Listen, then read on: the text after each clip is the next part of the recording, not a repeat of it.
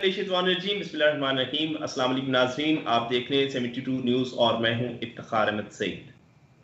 एक लंबी ब्रेक के साथ आपसे दोबारा मुलाकात हो रही है और आज हम जिस मौजू के ऊपर गुफ्तगू करेंगे ये बड़ा ही अहम मौजू है और हर दौर में जो है ये बहुत ही अहमियत का हामिल रहा है और वो है मसाइल उन ओवरसीज़ पाकिस्तानियों के जिनका तकरीबन जब से ये अफराद पाकिस्तान से बाहर गए हैं और पाकिस्तान से बाहर जाकर एक कसीर तादाद के अंदर जो है वो ज़र मुबादला पाकिस्तान भिजवाते हैं और वो ज़र मुबादला जब पाकिस्तान आता है तो पाकिस्तान की मईशत को बेहतर करने में बहुत ही अहम जो है वो रोल प्ले करता है। लेकिन अफसोसनाक बात यहाँ पर ये है कि जितने भी ओवरसीज़ पाकिस्तानी हैं वो हर वक्त ये दुखड़ा हर किसी को सुनाते हुए नजर आते हैं कि पाकिस्तान की गवर्नमेंट किसी भी लेवल के ऊपर उनके साथ वो ताउन नहीं कर रही जिसका करने का जो हक है वो करना चाहिए। हर गवर्नमेंट जो है वो दावे बहुत बड़े बड़े करती है लेकिन हकीकत के अंदर उसका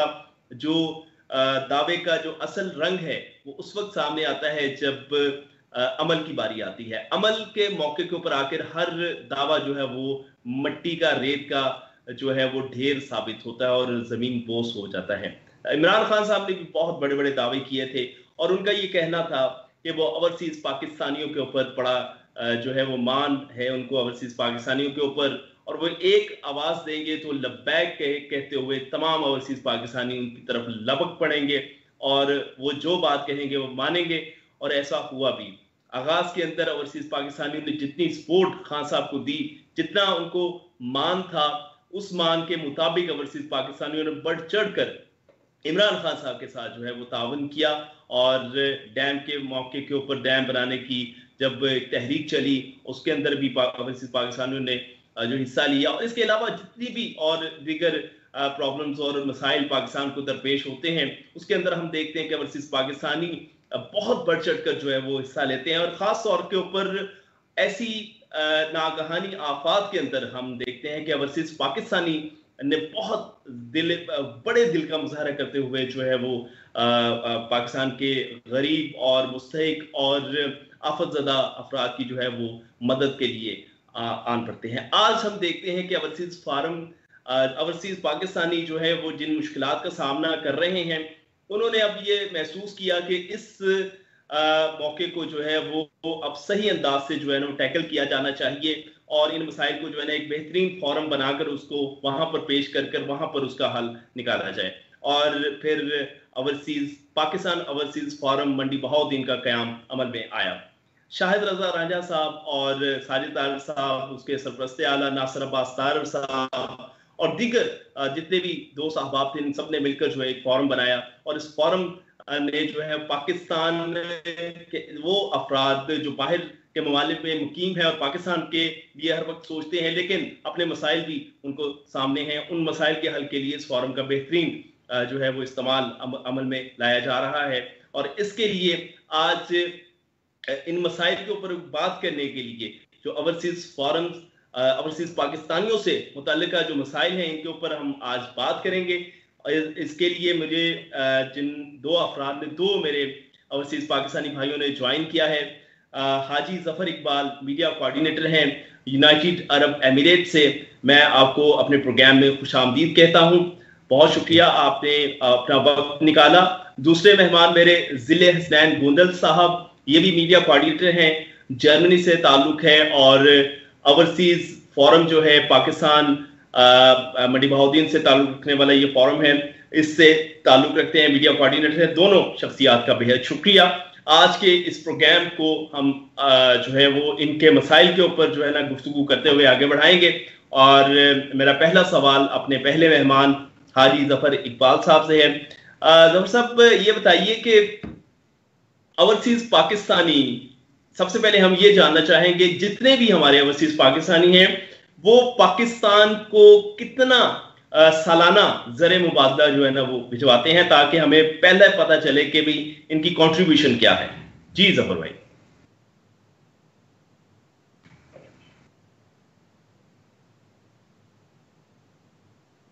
जी जफर साहब, आप मुझे सुन पा रहे हैं? ظفر صاحب شاید لائن کا کچھ مسئلہ ہے. ضلع حسنین گوندل صاحب آپ مجھے سن پا رہے ہیں؟ جی سر مجھے آواز آ رہی ہے. جی بالکل, یہی سوال میں آپ سے آپ کے سامنے رکھتا ہوں کہ آپ بتا دیجئے, آپ بھی ماشاءاللہ اوورسیز پاکستانی ہیں, کتنے عرصے سے آپ باہر کے ملک جرمنی میں مقیم ہیں؟ سر السلام علیکم. معذرت مجھے تھوڑی آواز نہیں آئی آپ کی جو آپ نے کویسچن کیا تھا. جی ظفر صاحب اب آپ کو آواز آ رہی ہے میری؟ جی اب آ رہی ہے. جی میرا آپ سے سوال یہ تھا کہ کتنے اوورسیز پاکستانی یعنی وہ کتنا زر مبادلہ ہے جو پاکستان جو ہے نا وہ بھجواتے ہیں, پہلے تو ہم یہ جاننا چاہیں گے تاکہ ہمیں پتہ چلے, عوام کو یہ پتہ چلے کہ اوورسیز پاکستان کی معیشت میں کتنی کنٹریبیوشن ہے. جی بسم اللہ الرحمن الرحیم. اوورسیز پاکستانی اس ملک کی معیشت میں ریڑھ کی ہڈی سے بھی کہیں تو زیادہ ہی ہے, کیونکہ یہ تقریباً ان کا زر مبادلہ جو ہے وہ مختلف ذرائع سے, جو انٹرنیشنل میڈیا ہے, جو پاکستانی میڈیا ہے, تقریباً 20 سے 30 بلین ڈالر ہے. اور تقریباً مور دین 80 لاکھ پیپل جو ہیں وہ اوورسیز پوری دنیا کے ممالک میں روزگار کے سلسلے میں مقیم ہیں. ان میں ڈاکٹرز ہیں, ان میں انجینئرز ہیں, کاروباری شخصیات ہیں, سارے تقریباً مل ملا کے یہ 80 سے 90 لاکھ تک بنتے ہیں. 80 سے 90 لاکھ اوورسیز پاکستانی, جن میں زیادہ تعداد جو ہے وہ ہماری ادھر گلف میں ہے. سعودی عربیہ میں تقریباً 20 لاکھ سے زیادہ ہیں, اور امارات میں تقریباً 14 سے 15 لاکھ, اس سے بھی زیادہ ہو سکتے ہیں. تقریباً 2 ملکوں میں جو ہے سمجھیں کہ 4 ملین ہیں, 2-3 ملکوں میں. ٹھیک ہو گیا. ظفر صاحب آپ کتنے عرصے سے مقیم ہیں یو اے ای میں؟ میں یو اے میں ابھی تو تقریباً 5 سال ہو گئے ہیں مجھے. اس سے پہلے بھی کچھ عرصہ یو اے میں مقیم رہا. اس کے بعد سعودی عربیہ میں تقریباً 3 سال مقیم رہا. کچھ عرصہ عمان مسقط جو ہے اس میں بھی مقیم رہا. یہ گلف میں تقریباً ہم جو ہے نا آگے پیچھے. تو آپ کو اس دورانیے کے اندر کون سی مشکلات کا سامنا کرنا پڑا اور آپ نے آج محسوس کیا کہ اس فورم کا حصہ آپ کو بننا چاہیے, کیونکہ آپ کی مشکلات کا جو حل تھا وہ کسی بھی فورم پر ممکن نظر نہیں آ رہا تھا حل ہوتا آپ کو؟ جی پاکستان میں اوورسیز کے لحاظ سے تقریباً سینکڑوں تنظیمیں ہیں, فورم بنے ہوئے ہیں, کچھ چل رہے ہیں, کچھ بالکل جو ہے ان کا کام نہیں ہے, یا کچھ اپنے تک کام کرتے ہیں وہ مجموعی طور پر کام نہیں کر سکتے. اگر دیکھا جائے تو سٹارٹ سے پاکستان سے جب ہم آتے ہیں تو مشکلات کا سلسلہ شروع ہو جاتا ہے. بڑے مشکل سے ویزا پروسیس وغیرہ جو بھی ہوتے ہیں, اس کے بعد ہم کسی بھی ملک میں پہنچ جاتے ہیں تو پھر اس کی ایک اندرونی مشکلات ہوتی ہیں. چلو کمپنی کے لحاظ سے یا جس فرم میں ہم کام کر رہے ہوتے ہیں وہ ہمارا ایگریمنٹ ہوتا ہے, ہم نے اس کے مطابق چلنا ہوتا ہے. ہماری گورنمنٹ کا کام ہے کہ ہمیں جو فیسلٹیاں یا جو سہولیات گورنمنٹ آف پاکستان نے اوورسیز کے لیے دی ہوئی ہیں وہ بالکل برابر ہونی چاہیے. خواہ کوئی لیبر میں جا کے کام کر رہا ہے, کوئی انجینئر ہے یا کوئی بھی ہے, وہ اوورسیز پاکستانی ہے, وہ سمندر پار پاکستان کے لیے کام کر رہا ہے اور زر مبادلہ بھیج رہا ہے. جو شروع میں پاکستان میں مشکلات ہوتی ہیں, یہ سعودیہ کے لیے اسپیشلی میڈیکل کے لیے کوئی فیسلٹی نہیں ہے ہمارے شہروں میں. ہم نے ادھر منڈی بہاؤالدین سے اگر لاہور جانا ہے یا گجرانوالہ یا اسلام آباد, حالانکہ جتنی پبلک ہے یہ منڈی بہاؤالدین میں میڈیکل وغیرہ ہونا چاہیے. اس کے بعد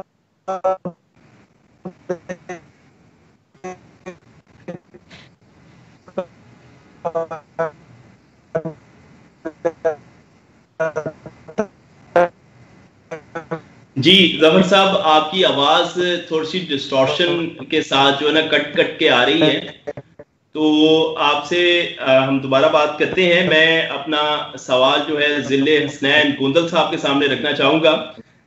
ضلع بھائی آپ مجھے سن پا رہے ہیں؟ جی میں سن رہا ہوں. اچھا ضلع حسنین صاحب آپ بتائیے کہ آپ کو کتنا عرصہ ہوا ہے جرمنی کے اندر مقیم ہوئے؟ سر سب سے پہلے تو تمام سامعین ناظرین کی طرف سے السلام علیکم. اس کے بعد میں 72 نیوز کی پوری ٹیم کا آپ کا شکر گزار ہوں کہ آپ نے ہمیں اپنے چینل پہ دعوت دی اور اپنا موقف بیان کرنے کا موقع دیا. تو آپ کے سوال کی طرف آتے ہیں کہ مجھے تقریباً سر مجموعی طور پر 20 سال ہو گئے ہیں ملک سے باہر. تو کو راولپنڈی جانا پڑتا ہے, اسلام آباد جانا پڑتا ہے, کسی بڑے شہر میں جانا پڑتا ہے یا لاہور جاتے ہیں. جی آپ بات جاری رکھیے. جی وہ ظفر صاحب کی آواز آ رہی تھی درمیان میں. جی تو 13 سال تقریباً میں گریس میں تھا, وہاں پہ میں نے کام کیا. اس کے بعد مجھے تقریباً 7 سال ہو گئے ہیں میں جرمنی میں مقیم ہوں. جرمنی میں آپ کو ٹھیک ہو گیا. تو جرمنی کے اندر بھی کیا اسی طرح کے مسائل کا سامنا کرنا پڑتا ہے جس طرح کے ہمارے بھائی ظفر اقبال صاحب بتا رہے تھے؟ اور امبیسی کے حوالے سے مجھے بتائیے کہ کس قسم کے مسائل جو ہے نا وہ درپیش آتے ہیں آپ کو امبیسی کے جو ہے نا کسی بھی پاکستانی؟ نہیں سر، اصل میں مسئلہ یہ ہے کہ یہاں پہ یورپ میں جو ہے نا ان ممالک کے اپنے قوانین ہیں تو جن کو فالو کرنا ہے، تو وہاں اس میں یہاں پہ ایسے مسائل نہیں ہوتے. یہاں پہ اگر بندہ لیگل ہو تو جو ہے اس کے سارے مطلب میڈیکل اور ساری سہولتیں اس کی جو ہے گورنمنٹ اس کو پرووائڈ کرتی ہے. باقی پاکستان کے حساب سے اگر آپ بات کریں تو سیدھی سی بات ہے، ہمیں تو آج تک کوئی مسئلہ آیا ہی نہیں ہے. یعنی کہ یہاں کے ایمبیسی کے لوگ اور کونسولیٹ کے جو بھی اسٹاف ہے وہ بہت اچھے سے کام کرتے ہیں ہمارے ساتھ. اور اگر کوئی چھوٹی موٹی پرابلم ہو بھی تو یعنی کہ لیگل پرابلم پہ ہی آپ ان کے ساتھ ڈائلاگ کر سکتے ہیں نا، تو وہ ہمارے مسائل حل ہو جاتے ہیں. ٹھیک ہو گیا. اچھا، آپ اب وہاں سے آپ اپنے بڑے بہترین انداز سے اپنی زندگی گزار رہے ہیں، لیکن جب کبھی 1 سال بعد 2 سال بعد 6 ماہ بعد جو ہے نا آپ کو اپنے وطن کی یاد آتی ہے، اپنی مٹی کی خوشبو آپ کو ستاتی ہے، کبھی چلو اب وطن واپس چلتے ہیں، تو پھر جب آپ یہاں پر اس جہاز میں بیٹھ کر جب اس سرزمین پاکستان کے اوپر قدم رکھتے ہیں تو پھر کون سے مسائل کا سامنا آپ کو کرنا پڑتا ہے؟ کیونکہ وہاں پر آپ ایک ایسے نظام سے نکل کے آئے ہوتے ہیں کہ جہاں پر ہر چیز آپ کو جو ہے نا وہ ایکوریٹ ملتی ہے اور بغیر کسی مسئلے کے پریشانی کے آپ نے زندگی گزاری ہوتی ہے اور آپ اس کے عادی ہو چکے ہوتے ہیں. تو یہاں پر سسٹم بالکل ہی الٹ ہوتا ہے. تو پھر اس سسٹم کے اندر کس طرح مینج کرنا آپ کے لیے ممکن ہوتا ہے، اور مسائل یہاں پر اصل شروع ہوتے ہیں تو وہ کس قسم کے ہوتے ہیں، ان مسائل کے بارے میں بتائیے. جی سر، دیکھیں جی، وطن کی محبت جو ہے نا وہ ہر انسان کا، جو بھی وطن سے دور ہے، اس کا ایک فطری جذبہ ہے. یہ بات صاف ہے کہ ہمارے والدین، ہمارے بہن بھائی، ہمارے رشتے دار سارے پاکستان میں ہی ہیں. اور جب بھی ہمیں چھٹی ملتی ہے یا فرصت ملتی ہے تو ہم پہلی فرصت میں یہ کوشش کرتے ہیں کہ اپنے بچوں کو بھی لے کے جائیں اور پاکستان ان کے ساتھ ٹائم کچھ گزار سکیں. تو سب سے پہلے یہی اصل میں پاکستان اوورسیز فورم منڈی بہاؤالدین بنانے کا سب سے پہلا مقصد یہ تھا کہ ہم اوورسیز جو ہے یہاں پہ پردیش میں دن رات مشکلوں سے محنت کر کے، کمائی اتنی سخت کر کے، محنت کر کے پیسے اکٹھے کرتے ہیں اور اس پیسے سے پاکستان میں پراپرٹیز خریدتے ہیں. اور جب ہم واپس آ جاتے ہیں، کیونکہ ہم ٹھہر نہیں سکتے، تو شر پسند عناصر اور گنڈا مافیا جو ہے وہ ہماری جائیدادوں پہ قبضہ کر لیتے ہیں اور ایسے مطلب معاملات میں جو ہے وہ دھکیل دیتے ہیں کہ نہ ہم آگے کے ہوتے ہیں نہ پیچھے کے ہوتے ہیں. اور ہمارے پاس چونکہ اتنا ٹائم نہیں ہوتا، کیونکہ ہماری یہاں بھی مصروفیات ہوتی ہیں، ہم نے کام بھی کرنا ہوتا ہے. تو اس طرح کے مسائل ہیں وہاں پہ. اور دوسرے نمبر پہ امیگریشن کے متعلقہ مسائل ہیں وہاں پہ. یعنی کہ سارے ایئرپورٹس پہ جو ہے وہ بھی مسئلے ہمیں پیش آتے ہیں. اور اوورسیز فورم منڈی بہاؤالدین کا ایک بیسک مسئلہ یہ بھی تھا کہ اپنے اوورسیز بھائیوں کے حق میں آواز اٹھانا. ٹھیک ہو گیا. ظفر صاحب، آپ کی آواز کلیئر ہو جانی چاہیے میرا خیال. آپ سن رہے ہیں ہمیں؟ جی ہم سن رہے ہیں آپ کو. ٹھیک ہے. اچھا ظفر بھائی، یہ بتائیے کہ پاکستان کی اگر گورنمنٹ کی بات کی جائے تو جتنی بھی گورنمنٹس جو ہے نا وہ گزری ہیں، سبھی نے جو ہے نا وہ اوورسیز پاکستانیوں کے جو ہے نا مسائل کو حل کرنے کی یقین دہانی کرواتے رہتے ہیں اور پھر جو ہے نا نئی چیزیں جو ہے نا وہ سامنے لاتے رہتے ہیں. اس گورنمنٹ نے بھی بڑی جو ہے نا وہ چیزیں کہیں کبھی ہم ان کے مسائل حل کریں گے، ان کی مشکلات کو حل کریں گے. اور اس طرح کی جیسے ابھی اپنے ہمارے بھائی ضلع حسنین صاحب نے فرمایا کہ ان کی مثلا اگر کوئی پراپرٹی وغیرہ ہے تو اس کے اوپر قبضے ہو جاتے ہیں، تو ان قبضوں کو جو ہے نا دور کیسے کیا جا سکتا ہے. سب سے اہم ترین چیز جو ہے نا میرے علم میں آئی تھی تھوڑا عرصہ پہلے، جب یہ پاکستان مسلم لیگ نون کی حکومت تھی، تو گورنر پنجاب چودھری محمد سرور صاحب کے متعلق یہ بات بڑی مشہور ہوئی تھی کہ ان کی زمین کے اوپر بھی کسی نے قبضہ کیا تھا، اور پھر وہ بھی اس کو چھڑوانے میں ناکام رہے. گورنر ہوتے ہوئے بھی وہ جو ہے نا اس کو جو ہے نا اس کو اس قبضے سے نہیں چھڑا سکے تھے. تو جب یہ گورنمنٹ لیول کے اوپر بھی لوگ نہیں کر پائیں گے تو پھر آپ کس طرح سے توقع کرتے ہیں کہ کوئی گورنمنٹ آپ کے ساتھ تعاون کرے اور پھر یہ معاملات جو ہے نا وہ سیٹل ڈاؤن ہو؟ جی اس کے لیے کوئی بھی گورنمنٹ ہے وہ ساری کوششیں تو کرتی ہیں، وعدے بھی کرتے ہیں، کچھ وعدے وفا ہو جاتے ہیں، کچھ وعدے وہ سیاست کی نظر ہو جاتے ہیں. تو تقریباً گورنمنٹ ساری کرتی ہیں، لیکن اس گورنمنٹ میں بھی اچھے اوورسیز نے ان کو اس گورنمنٹ کو لے کر آئے ہیں. اوورسیز کا ایک بہت بڑا رول ہے یہ گورنمنٹ کوشش بھی بہت کر رہی ہے، جیسے ڈیجیٹل اکاؤنٹ وغیرہ ہیں، اس طرح پنجاب میں ایک کمپلینٹ سیل بنا ہوا ہے، سپریم کورٹ میں بنا ہوا ہے، اور اس کے لیے اویئرنس کی بھی ضرورت ہے. اویئرنس ہوگی لوگوں میں، لوگوں کو پتا ہوگا کہ اس پلیٹ فارم سے ہمارے ساتھ اگر زیادتی ہوئی ہے تو ہم اپنی آواز اٹھا سکتے ہیں. تو یہ آپ ٹھیک کہا ہے کہ مافیا بہت سٹرانگ ہے اس میں. گورنر صاحب جو ہیں یا کوئی بھی ہے جب اس مافیا کے آگے بے بس ہے، کیونکہ ان کی سپورٹ بھی جو ہوتی ہے اس میں سے گورنمنٹ میں بیٹھے ہوئے ہوتے ہیں لوگ، سٹرانگ لوگ ہوتے ہیں. جو ہماری پولیس ہے وہ پولیس کچھ کر نہیں سکتی، سیاست کی نظر ہو جاتی ہے. جو حکومتی ادارے ہیں، قوانین بنے ہوئے ہیں، قوانین سخت بھی ہیں، جب ان پہ عمل درآمد نہیں ہوتا، گورنر ہو یا کوئی ہمارا پرائم منسٹر ہو، تو وہ بے بس ہے اس کے سامنے. ہمارے ملک میں سب سے پہلے آئین کی جو بالادستی ہے نا، اس کو قبول کرنا ہوگا ہر ادارے کو. تو یہ قبضہ مافیا ختم ہو جائے گا، خواہ قبضہ مافیا کتنا ہی سٹرانگ کیوں نہ ہو. لیکن جب اس کو پتا ہے کہ میں نے 2 دن بعد یا 4 دن بعد قانون کے شکنجے میں آ جانا اور میری سفارش بھی نہیں چلے گی اور مجھے سزا بھگتنی پڑے گی، یقین کریں یہ مافیا جو ہے نا آپ کو نظر بھی نہیں آئے گا گیا کدھر ہے. تو آپ کو ذاتی طور پر کوئی اس طرح کی چیزوں کا سامنا کرنا پڑا ہے؟ کوئی پاکستان کے اندر کوئی پراپرٹی یا کوئی کسی قسم کا اور کوئی جو ہے نا وہ مسئلے مسائل؟ جی ذاتی طور پر بھی سامنا کیا ہم نے، عدالتوں کا بھی پراپرٹی کے لحاظ سے. لیکن یہ ہے کہ وہ قبضہ نہیں تھا. ایک جو کیسز ہوتے ہیں ہمارے پنجاب میں کہ یہ شفا ہو گیا یا اس طرح ہم نے سامنا کیا ہے. تقریباً 15 سال ہم نے وہ کیس جو ہے نا، ایک زمین کا ہائی کورٹ ہے، سول کورٹ ہے، سیشن ہے، پھر سپریم کورٹ تک ہم گئے ہیں. تو وہ ایک لمبا پروسیس ہے، یہ عام آدمی اس کو نہیں چلا سکتا. عام آدمی تو ہینڈ اوور کر جاتا ہے کہ میری پراپرٹی ہے یا 10 مرلے ہیں یا 4 مرلے ہیں، یہ آپ لیں اور جان چھوڑیں، یا راضی نامہ ہوگا. انصاف کی توقع ہی نہیں رہتی ہے لوگوں کو. تو یہ عدالتی نظام کو تھوڑا چینج آنا چاہیے. ماڈرن جو عدالتیں ہیں، کورٹس ہیں، ان کو بنانا چاہیے. ان کے فیصلے 6 مہینے یا 3 مہینے میں مکمل ہونے چاہیے. یہ اتنا لمبا جوڈیشل سسٹم جو ہے نا، یہ اس عوام کے بس کی بات نہیں ہے. یہ وکلا کی فیسیں ہو گئیں، پھر آگے آپ کو پتہ ہے کہ یہ اس بینک میں جمع کروائیں، یہ اس بینک میں جمع کروائیں، پھر فارم لائیں، پھر ادھر جائیں. پنجاب میں کافی ڈیولپمنٹ ہو گئی اس لحاظ سے. یہ اراضی سینٹرز ہیں یا جو بھی ڈیجیٹل بن رہے ہیں، اس میں اور ضرورت ہے. خاص کر عدالتی نظام جو ہے نا، یہ اس کی بہت زیادہ ضرورت ہے. اس میں چینجنگ لانی چاہیے اور اس کی سپیڈ میں چینجنگ آنی چاہیے. قوانین میں پاکستان میں جی صاحب پاکستان کے اندر جو پٹوار سسٹم ہے، پٹواری والا ایک پٹواری ہی مان نہیں ہے وہاں پر. یہاں پر مقیم جو پاکستانی ہیں، جو یعنی یہاں کے سٹیزنز ہیں، وہی جو ہے نا اپنے جائز حق کے لیے جو ہے نا وہ مدتیں انہیں لگ جاتی ہیں اور اپنے جو ہے نا وہ پرابلمز کو اور جو پٹوار خانے سے متعلقہ جو ان کے مسائل ہوتے ہیں وہ حل نہیں ہو پاتے. تو آپ افراد تو باہر ہیں. جب آپ پاکستان آتے ہیں تو ان پٹواریوں سے جب آپ کا واسطہ پڑتا ہوگا، اب تو آپ کہہ رہے ہیں بہتر ہو گیا، لیکن وہ اس وقت کی کیفیت کیا ہوتی ہوگی جو آپ کو جو ہے نا ناکو چنے چبواتے ہوں گے؟ جی بالکل. جب کوئی بیرون ملک سے بھائی ہمارا آتا ہے اور وہ پٹوار خانے جاتا ہے تو سب سے پہلے تو وہ گاؤں سے کوئی بندے کو لے کے جاتا ہے جس کو وہ جاننے والا ہوتا ہے یا جس کو پتا ہوتا ہے وہ بیٹھتا کدھر ہے. جب ادھر جاتا ہے تو اس کو پتا چلتا ہے تو اس کو ذہن میں یہی بات آتی ہے کہ مطلب ہے کہ یہ سیدھا 10-20 ہزار روپیہ ہے. مطلب ہے کہ ان میں اس کے مائنڈ میں رشوت چل رہی ہوتی ہے. تقریباً میں سب کی بات نہیں کر رہا، زیادہ تر یہ سسٹم ہے.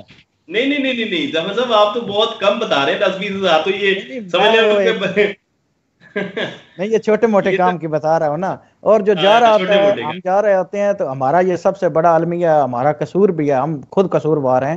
ہم وہ پیسے جیب میں ڈال کے جاتے ہیں کہ یہ پٹواری کے پیسے ہیں اور ہم نے اپنا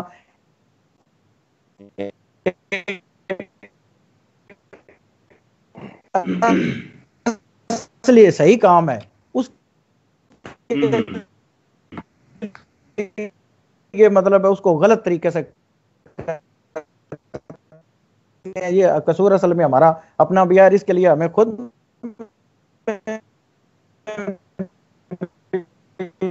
تبدیلی لانی پڑے گی. ٹھیک ہو گیا. حسنین صاحب سے میں پوچھنا ہوگا. ضلع حسنین صاحب، پاکستان کے اندر جو ہے نا، یعنی یہاں پر جو مسائل ہیں، اصل تو جو فورم بنا ہے آپ کا، جو فورم ہے اوورسیز فورم، پاکستان کا جو اوورسیز فورم ہے، اس فورم کے متعلق آپ کے مطابق جو ہے وہ تو کسی قسم کے جو ہے نا باہر کے ممالک میں مسائل کم ہے, پاکستان کے اندر آ کے مسائل کا زیادہ سامنا کرنا پڑتا ہے. تو پاکستان کے اندر آ کر جب آپ اس سرزمین کے اوپر اترتے ہیں تو آپ کے کس قسم کے مسائل, کیونکہ تھوڑا سا میں اس لیے جاننا چاہ رہا ہوں کیونکہ یو اے ای سے, عرب امارات سے اور سعودی عرب سے تشریف لانے والے بھائیوں کے مسائل کچھ اور ہیں. جرمنی اور یورپین کنٹریز میں جو ہمارے پاکستانی رہتے ہیں ان کے مسائل کچھ اور قسم کے ہوتے ہیں. تو آپ اپنے مسائل کے بارے میں تھوڑا سا بتائیے. جی دیکھیں سر,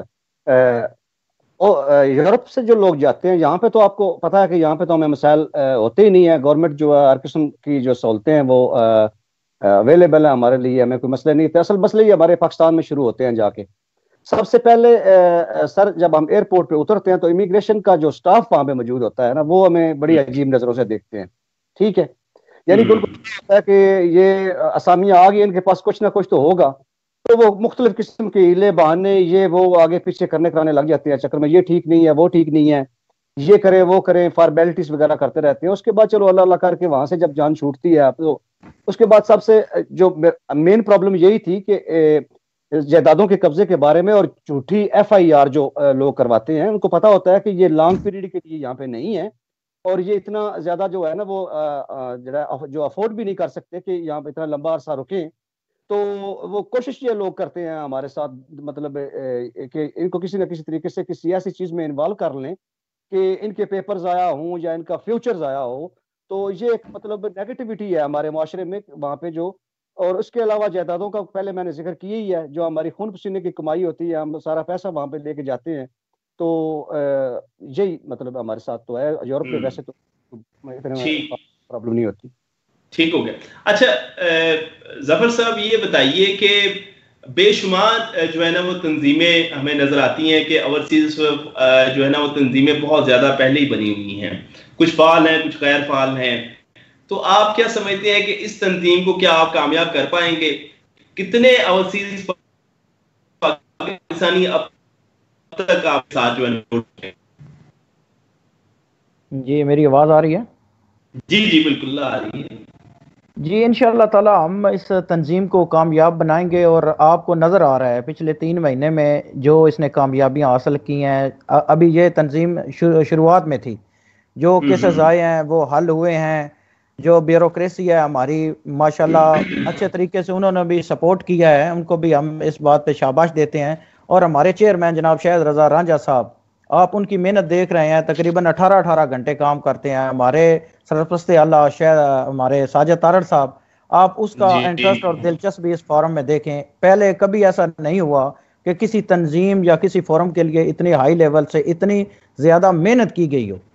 کہیں محنت نظر نہیں ہے. 10-20 لوگ یا 50 لوگ اکٹھے کیے, ڈنر ہوئے, اور اس کے بعد وہ اپنے اس کا یہ ہے کہ یہ فورم ایک کامیابی کی دوسری بات, یہ غیر سیاسی ہے, کسی ایک سیاسی پارٹی کا نہیں. اس میں ساری سیاسی پارٹیاں ہیں, ان میں کوئی اپنی پارٹی کی بات نہیں کرتا, سب کے ساتھ اوورسیز کی بات کرتے ہیں. یہ اس میں فرقہ وارایت نہیں ہے, جو جس فرقے سے بھی تعلق رکھتا ہے لیکن وہ اوورسیز کے معاملے میں اس کے ساتھ کھڑا ہوتا ہے. اور دوسری چوتھی بات اس میں یہ ہے کہ یہ سب سے زیادہ اتفاق کی بات ہے کہ اتنے 40 سے 45 ملکوں میں ہماری باڈی مکمل ہے. اس میں صدر ہیں, وائس پریزیڈنٹ ہیں, جنرل سیکرٹریز ہیں, 10-10 15-15 بندے باڈیوں میں ہیں. ادھر ان کے پروگرام ہوتے ہیں. بتائیں کون سی تنظیم جو ہے پرائیویٹلی پہلے بنی ہے اور اتنے ملکوں میں وہ اس نے ڈیلیور کیا ہے, اتنے ملکوں میں وہ آرگنائز ہوئی ہے. یہ اس کی بہت بڑی کامیابی ہے. انشاءاللہ تعالی یہ اگلے سالوں میں ملک کی سب سے مضبوط تنظیم ہوگی جو لوگوں کی بھلائی کے لیے کام کر رہی ہوگی اور ہر اوورسیز بھائی کی آواز بنے گی. ہم خراج تحسین پیش کرتے ہیں اپنے چیئرمین شاہد رضا رانجھا صاحب. وہ ایسی شخصیت تھے ہمارے منڈی بہاولدین میں کہ وہ جب سامنے آئے تو سب لوگوں نے ان کے پیچھے لبیک کہا. ورنہ میرا خیال ہے کہ کوئی اور بھی آتا یا اس طرح کا بندہ, تو جس طرح ہمارا سیاسی کلچر ہے, خاندانی نظام ہے, ہم کوئی بھی اتنے اتفاق سے اور ان کے پیچھے سٹینڈ نہیں لیتے. یہ شاہد رضا رانجھا صاحب کی ایسی شخصیت ہے جو آلریڈی منڈی بہاولدین میں ایک فلاحی کام کر رہے ہیں اور اس پہ لوگ اتفاق بھی کرتے ہیں اور انہوں نے ڈیلیور کیا ہے. ان کے یہ ڈیلیور ہے کہ لوگ آج ان کے پیچھے ان کی ہر بات پہ اتفاق کرتے ہیں اور کھڑے ہوتے ہیں. ٹھیک ہو گیا. اپنا ضلع حسنین گندو صاحب, آپ جیسے یہ ہمارے ظفر بھائی نے بتایا ہے کہ جو اوورسیز تنظیم جو آپ کی ہے, فورم جو ہے, یہ تقریباً 40 سے 45 ممالک کے اندر اس کا دائرہ کار جو ہے نا وہ پھیل چکا ہے. تو آپ باہر کے ممالک کے اندر کافی زیادہ اس کو فوکس کر رہے ہیں, بہت اچھی بات ہے, لیکن ایک بات یہاں پر جو ہے نا یہ اٹھتی ہے, سوال یہ اٹھتا ہے کہ کیا اس تنظیم کو منڈی بہاؤالدین کے ہی جو ثبوت ہیں انہی کو اکٹھا کرنے پر یہ گامزن ہے, یا پھر اس تنظیم کا دائرہ کار پاکستان کے ہر شہر اور ہر قصبے سے تعلق رکھنے والے اوورسیز پاکستانی تک پہنچانا ہے, پھیلانا ہے؟ دیکھیں سر, ابتدائی طور پر یہ جو ہے نا ایکسپیریمنٹ کیا گیا ہے. پہلے مطلب اسپیس پہ شروع کیا گیا کہ ہم اپنے ضلع سے شروع کریں, ہم چھوٹے لیول سے شروع کریں. ٹھیک ہے, ابتدائی طور پر ہم اپنے ضلع میں اس کا ایکسپیریمنٹ کریں گے, ٹھیک ہے. اور اس کا نیٹ ورک تو آپ نے دیکھ ہی لیا کہ 40+ کنٹریز میں دنیا میں جو ہے وہ ماشاءاللہ سے ہماری اوورسیز فورم جو ہے وہ مکمل تنظیمیں بن چکی ہیں, تنظیمی ڈھانچے بن چکے ہیں, ممبرشپ جو ہے وہ جاری ہے. اس کے علاوہ ہماری مرکزی قیادت سے دوسرے اضلاع کے لوگ بھی رابطے میں ہیں, وہ بھی چاہتے ہیں کہ اسی طرز کی جو ہے اوورسیز فورم یا اسی فورم کا ایک حصہ دوسرے اضلاع جو ہے جیلم ہے, اس کے علاوہ گجرات ہے, حفظ آباد, سرگود بھی بنانا چاہتے ہیں. ابتدائی طور پر جو ہے وہ ہمارا سارا فوکس جو ہے اپنے ڈسٹرکٹ پہ ہے. ہم چاہتے ہیں کہ اپنے ڈسٹرکٹ میں پہلے فلائی کام شروع کریں, ہمارے لوگ جو ہیں وہ اس میں بڑھ چڑھ کے حصہ لیں, اور اس کے علاوہ جو ہے بعد میں دوسرے اضلاع میں, پنجاب میں, بلکہ پورے پاکستان میں اس کا انشاءاللہ اللہ تعالیٰ نے خیر رکھی اور آپ کی دعاؤں سے وہ نیٹ ورک جو بنایا جائے گا انشاءاللہ. تو ضلع حسنین صاحب یہ بتائیے کہ جتنے بھی اوورسیز پاکستانی تھے ان کی بہت بڑی تعداد جو ہے نا خان صاحب کو لانے کے لیے بڑی متحرک تھی, بڑا جو ہے نا وہ سیاسی وابستگی لوگوں کی جو ہے نا وہ عمران خان صاحب کے ساتھ تھی. تو کیا آپ کی بھی کوئی سیاسی وابستگی خان صاحب کے ساتھ تھی, اور اگر تھی تو کیا آپ مطمئن ہیں حکومت کی کارکردگی سے؟ اب تک کی جو 2.5 سالہ کارکردگی ہے اس سے کس حد تک مطمئن ہے؟ بطور اوورسیز پاکستانی آپ کی کیا رائے ہے؟ جی دیکھیں سر, سب سے پہلی بات یہ ہے کہ ہمارے فورم کی سب سے بڑی خوبصورتی بھی یہی ہے کہ ہمارے فورم میں ہر پارٹی سے لوگ ہیں, لیکن ہم نے شروع سے یہ ہماری اعلیٰ قیادت نے یہ طے کر رکھا ہے کہ یہ فلائی اور رفائی تنظیم ہے, اس کو کوئی سیاسی رنگ نہیں دیا جائے گا. ٹھیک ہے, ٹھیک ہے. سیاست جو ہے فورم کے پلیٹ فارم سے ہم کوئی کسی بھی کو بھی سپورٹ نہیں کریں گے. ہاں کوئی سیاسی اگر MNA MPA یا کوئی بھی سیاسی خاندان یا فیملی ہمارے فورم میں شامل ہونا چاہتی ہے, سپورٹ کرنا چاہتی ہے, تو موسٹ ویلکم. لیکن ہم سے یہ امید بے شک نہ رکھے کہ کل ہم ان کو سپورٹ کریں گے تو یہ فورم ہمیں سپورٹ کرے گا. یہ بالکل سراسر غلط ہے.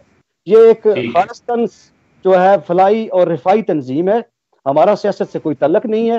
دوسری بات یہ رہی کہ سیاسی وابستگی, دیکھیے جی اس دنیا میں, اس پاکستان میں جو اوورسیز خاص کر کے ہیں وہ پاکستان کو لے کر بہت یعنی کہ وہ جذبات کا اظہار کرتے ہیں. وہ لوگ ان کا آپ اتنے خبریں نہیں پڑھتے, اتنے اخباریں نہیں پڑھتے, اپنے اتنا میڈیا نہیں دیکھتے جتنے ہم لوگ, ہماری نظر ہوتی ہے, چھوٹی چھوٹی چیزوں کو فالو کرتے ہیں. تو سیاسی وابستگیاں تو اس فورم میں میرے خیال میں ہر شخص کی ہیں کہیں نہ کہیں. اور اوبویسلی اوورسیز پاکستانیز جو ہیں انہوں نے عمران خان صاحب کو وزیر اعظم بنانے میں بڑا کردار ادا کیا ہے, اور میری بھی ظاہر ہے سیاسی وابستگی ہے. اور باقی رہی 2.5 سال کی کارکردگی, دیکھیں جی ملک کے حالات آپ کے سامنے ہیں, پچھلی حکومتوں نے جو کچھ کیا ہے وہ بھی آپ کے سامنے ہے, قرضے اور قرضوں پہ سود اور یہ سب کچھ. اور اچھے کی امید کی جا سکتی ہے, امید پہ دنیا قائم ہے. انشاءاللہ ٹائم دیں, دیکھیں گے انشاءاللہ وہ نیکسٹ ایئرز میں جو ہے وہ اچھا کر رہے ہیں, اچھا کریں گے انشاءاللہ, امید ہے ہمیں. چلیں جی, امید پہ دنیا قائم ہے, اور ہم سبھی کو جو ہے نا یہ امید ہے کہ اللہ تعالیٰ پاکستان کے حق میں بہتر کرے, اور جو بھی اس ملک کے اندر جو ہے وہ اقتدار کے ایوانوں کے اندر آئے اور ملک کو آگے لے کر جائے, اور یقینی طور پر اس کا دل صاف ہو اور حکومت جو ہے وہ عوام کا جو ہے وہ بھلا سوچے.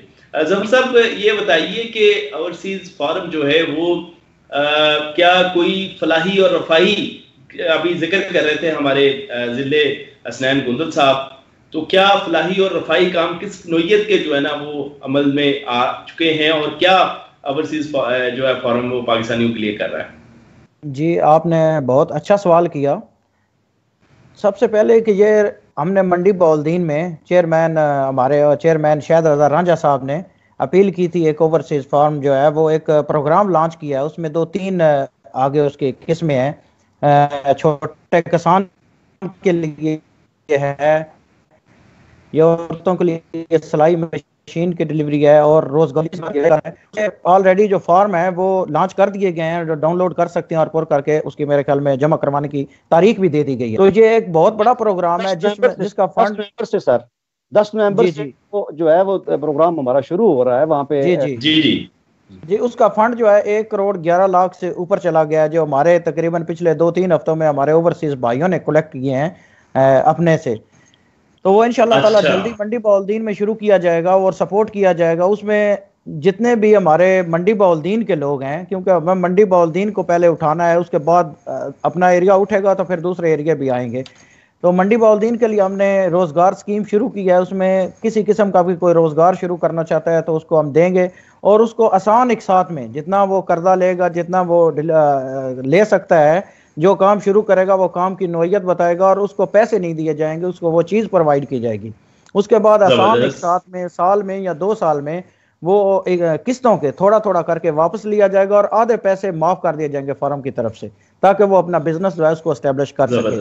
اسی طرح ہم سلائی مشین, جو عورتیں سلائی مشین کو اپنا روزگار بناتی ہیں, ذریعہ بناتی ہیں, اپنے بچوں کا پیٹ پالتی ہیں, ان کے لیے سلائی مشین جو ہے نا اس کا سلسلہ شروع کیا ہے, سلائی مشین دی جائے گی. اسی طرح چھوٹے کسان ہیں جن کی زمین 5 ایکڑ سے کم ہے, ان کو اگر کھاد چاہیے, بیج چاہیے, ادویات چاہیے, جو بھی ان کی ضرورت ہے, تیل چاہیے, ان کو تیل وغیرہ جو بھی ہے وہ دیا جائے گا. اور جب فصل پکے گی یا جو ٹائم ہم رکھیں گے اس کے مطابق وہ تھوڑا تھوڑا کر کے واپس کریں گے اور آدھے پیسے ان کو بھی معاف کر دیے جائیں گے. یہ روزگار اسکیم منڈی بہاولدین کے لیے شروع کیا ہے. اور میں اور ایک آپ کو بریکنگ نیوز دینا چاہتا ہوں. یہاں پر ہمارے چیئرمین اوورسیز فارم شاہد رضا رانجھا صاحب انشاءاللہ 1 ہفتے کے اندر یا کوئی 1 ہفتے بعد وہ پاکستان جا رہے ہیں, اور پاکستان میں ہماری جو سرگرمیاں اوورسیز کے لحاظ سے آپ دیکھیں گے ان میں ایک نکھار آئے گا. ہمارے اوورسیز پاکستانی جو ابھی گئے ہوئے ہیں منڈی بہاولدین میں, یا جو ہمارے بھائی ہیں, ہمارے ساتھی ہیں, وہ متحرک ہو جائیں گے. اور انشاءاللہ تعالی ہم چھوٹے چھوٹے کنونشن کر رہے ہیں منڈی بہاولدین میں اویئرنیس کے لیے, لوگ آئیں گے. اور 10 دسمبر کو انشاءاللہ تعالی ایک بڑا کنونشن کریں گے. ہم اپنا جو آفس ہے منڈی بہاولدین میں, اوورسیز آفس ہے, اس کی اوپننگ بھی ہوگی. آپ کو پتہ ہے کہ واشنگٹن ڈی سی میں ہمارا اوورسیز فارم جو ہے ہیڈ آفس جو ہے اس کا افتتاح ہو چکا ہے. اسی سلسلے کی کڑی ہے کہ دسمبر میں انشاءاللہ منڈی بہاولدین میں بھی اس کا باقاعدہ افتتاح کر دیا جائے گا. تو ہم انشاءاللہ فیوچر میں منڈی بہاولدین کے لیے اوورسیز مل کر اور کام کریں گے. فلاح کے جو شاہد صاحب نے جو اپنے طور سے فلاحی منصوبے شروع کیے ہوئے ہیں وہ تو ان کے چل ہی رہے ہیں, لیکن اس پلیٹ فارم سے انشاءاللہ تعالی ایک ایسے منصوبوں کی ایک بھرمار آئے گی. اور جب ہمارے بھائی پوری طرح اس میں آ جائیں گے تو انشاءاللہ تعالی فنڈ کی بھی کمی نہیں ہوگی, اور ہمارا ضلع منڈی بہاولدین پاکستان کا سب سے ترقی یافتہ ضلع بنے گا انشاءاللہ. بہت زبردست, بہت اچھے اور جو ہے خوش آئند قسم کے جو ہے وہ یہ سارے آئیڈیاز ہیں, اور اللہ کرے جی ایسے ہو, اور یقینی طور پر اوورسیز پاکستانیوں کی کنٹریبیوشن کو جو ہے نا وہ ہر سطح پر جو ہے سراہا جانا چاہیے. آخری سوال میں اپنے بھائی ضلع حسنین گندل صاحب سے کرنا چاہوں گا. ضلع بھائی یہ بتائیے کہ کتنے جو ہے اوورسیز پاکستانی جرمنی کے اندر آپ اکٹھا کرنے میں کامیاب ہوئے ہیں اس فارم کو لے کے؟ سر جرمنی میں پاکستانی جو ہے وہ ان کی تعداد جو ہے, پاکستانیوں کی تعداد جو ہے نا وہ ہے 75,000. اچھا, کے مطابق 75,000 پاکستان امبیسی کے ریکارڈ کے مطابق 75,000 لوگ جو ہیں وہ جرمنی میں موجود ہیں. لیکن یہاں پہ یورپ میں مسئلہ یہ بھی ہے کہ یورپ میں منڈی بہاولدین کی کمیونٹی جو ہے نا وہ عرب کا اور حساب ہے, وہاں پہ بہت زیادہ منڈی بہاولدین کی کمیونٹی موجود ہے, لیکن یورپ میں اتنی زیادہ کمیونٹی موجود نہیں ہے. ٹھیک ہے. تو دوسرا مسئلہ کمیونیکیشن کا بھی ہے. یہاں پہ لوگ اتنے مطلب اپنے لائف میں بزی ہیں, تو ہم ہر ممکن کوشش کر رہے ہیں, ہماری پوری ٹیم, میری بلکہ پوری ٹیم جو ہے اوورسیز فارم جرمنی کی پوری ٹیم, ہم ٹچ کرنے کی کوشش کر رہے ہیں, لوگوں کو انگیج کرنے کی کوشش کر رہے ہیں, ممبرشپ کروا رہے ہیں. ایکچوئل ڈیٹا تو میں آپ کو نہیں دے سکتا, وہ تو ہیڈ آفس میں موجود ہے امریکہ میں, وہ ان کے پاس ہوگا, لیکن ہم نے اپنے طور سے مطلب ہر ممکن کوشش کر کے جو ممبرشپ ہے وہ کی ہے, اور ابھی بھی کوشش میں ہیں ان کو ٹچ کرنے, لوگوں کو ٹچ کرنے کی کوشش کر رہے ہیں, ان کو انگیج کرنے کی کوشش کر رہے ہیں. بہت شکریہ دونوں مہمانوں کا, حاجی ظفر اقبال میڈیا کوآرڈینیٹر یونائٹڈ عرب ایمریٹس اور ضلع حسنین گندل صاحب میڈیا کوآرڈینیٹر جرمنی. آپ دونوں شخصیات نے آج کے اس پروگرام کے اندر ہمیں جوائن کیا اور اپنی جو اب تک کی کارکردگی ہے اس سے بھی بتایا کہ اب تک اوورسیز فارم نے بہت ہی اچھے انداز کے ساتھ اوورسیز پاکستانیوں کی مشکلات کو آسان کرنے کے لیے بھی اسٹیپس جو ہے اٹھائے ہیں، اور پھر یہاں پر مقیم جو ہمارے پاکستانی ہیں، غریب افراد جو منڈی بہاؤالدین سے تعلق رکھتے ہیں، ان کے لیے بھی جو ہے وہ ایک قرض حسن جو ہے پروگرام لے کر آ رہے ہیں، اور اس کے تحت جو ہے ان کو فیسیلیٹیٹ کیا جائے گا۔ اس اچھے اقدام کو ہر سطح کے اوپر سراہا جانا چاہیے۔ اپنے میزبان افتخار احمد سعید کو آج کے اس پروگرام سے اجازت دیجیے، انشاءاللہ آپ سے پھر ملاقات ہوگی، تب تک اللہ حافظ۔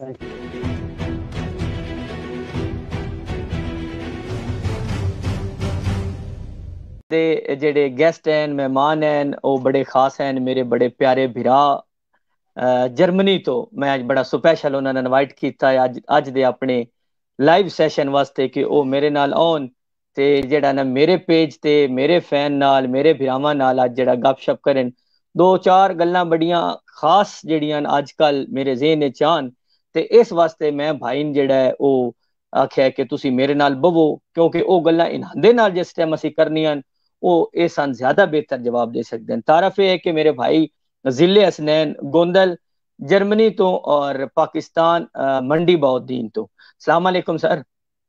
وعلیکم السلام بھائی جان، کی حال ہے؟ ٹھیک ہو جناب؟ سر سب تو پہلے تو بڑا شکریہ کہ تسی میرے نال اج دے لائیو سیشن وچ موجود ہو۔ میرے فین جڑے فرینڈ ہیں، بیسیکلی فین تے نہیں ہیں، میرے بھرا جڑے او میسج کردے رہسن، میں انہاں دے میسج بھی پڑھنے۔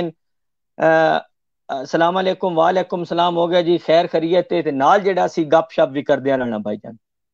جی بہت بہت شکریہ جناب بھائی علی رضا صاحب، تہاڈا بہت تھینکفل میں کہ تسی اپنے لائیو سیشن چ لیا میں، میرے واسطے یہ بھی بڑا اعزاز ہے جناب۔ جناب بڑی مہربانی، تھوڑی محبت ہے۔ تو سناؤ ضلع حسنین صاحب کیسے چل رہے ہیں کام شام جرمنی اچ؟ آج کل کورونا بھی ہے تے کام کیسا جا رہا ہے؟ جی الحمدللہ رضا صاحب، ایتھے نارمل سچویشن ہے، تھوڑیاں بہت کورونا دی وجہ تو پابندیاں ہیں، یعنی کہ ماسک تو بغیر نہیں جا سکتے، جڑیاں پبلک پلیسز نے اوتھے تسی ماسک تو بغیر نہیں جا سکتے، مارکیٹاں وغیرہ وچ نہیں جا سکتے، اور باقی کماں دے بھی کئی جڑیاں وڈیاں کمپنیاں نے مثال دے طور تے انہاں وچ انہاں یعنی کہ جڑے نے ڈیوٹی آورز جڑے نے او گھٹ کیتے نے، بلکہ دن بھی کئی مائنس کیتے نے وچوں۔ اچھا، لیکن او دا اے کہ اوور آل کوئی فرق نہیں پوندا، کیونکہ او دے وچ گورنمنٹ ایتھوں دی جڑی ہے نا بہت سپورٹ کردی ہے، یعنی کہ وہ گھاٹا نہیں پاؤن دیندے ورکر نو۔ اچھا گھاٹا نہیں پاؤن دیندے تے اے مڑ کی کردے گورنمنٹ کو کولو پیسے شیسے بھی دیندی سر؟ جی گورنمنٹ پیسے بالکل دیندی ہے، انہوں نے پتہ ہوندا ہے کہ normal routine which for example میں ایز اے ورکر کام پیا کرنا، انہیں پتا ہے کہ کتنے گھنٹے مہینے وچ کام کردا ہے، ٹھیک ہے، کتنی یہ پے ہوندی، کیونکہ ٹیکس دا سسٹم ایتھے تانوں پتہ ہے نا وہ کنیکٹڈ ہے نا انہاں نال، تے اس حساب نال جڑے گھٹ ہوندے وچوں او جناب گورنمنٹ پورے کر کے دیندی، اور ٹیکس بھی 10 کے لیندے نا۔ اچھا 10 کے لیندے نا، زیادہ لیندے جی۔ فین میرے جناب کلب نسوانا صاحب السلام علیکم، میرے پنڈ دین جی بڑے پیارے میرے بھران عامر السلام علیکم۔ ضلع بھائی ساڈے کول ٹائم اج بڑا، اسی کو نا 15-20 منٹ نہیں، اسی کو ادھا گھنٹہ 45 منٹ لائیو رہنا ہے، تے اس تو میں اپنے بھراواں بھی ٹائم دینا ہوندا، تسی تھوڑا جہا برداشت کرنا ہے۔ کوئی گل نہیں، اسی جناب تانوں پتہ ہے کہ گلوا دڑگے بڑے ہاں، ٹھیک ہے، تے شوبا بھی دوواں بھراواں دا اکو ہی ہے، تے اس دا کیا سارا سیٹ اپ ہی اپنا، کوئی ڈر نہیں بھرا ساڈے ہون دی۔ کچھ نہ کچھ ضلع بھائی فائدہ ہی ہوندا پیا نا، کئی گلوا دڑ تو اندر بنیا دے گلے کر دین، چلو اسی یہ تو نہیں نہ کر دے، کچھ نہ کچھ تو بہتر ہی ہوندا پیا نا۔ آگے بلی خیر ہوئے، بڑی مہربانی جی۔ محمد عباس ضلع حسنین اور علی بھائی السلام علیکم جی، ساڈی طرف وعلیکم السلام ہو گیا جی۔ راجہ صاحب السلام علیکم، اور طارق ظہور صاحب علی بھائی ماشاءاللہ بڑی مہربانی، تے آصف گوندل صاحب حقدار تک جی، بے شک حقدار تک پہنچنا چاہیے۔ آصف ضیاء گوندل صاحب میرے بھائی نے وڈے جی، تواڈے پروگرام وچ بھی آ چکے ہو، تسی انہاں دی ویڈیو بھی لا چکے ہو، اے حقدار والا کی سلسلہ ہے جی؟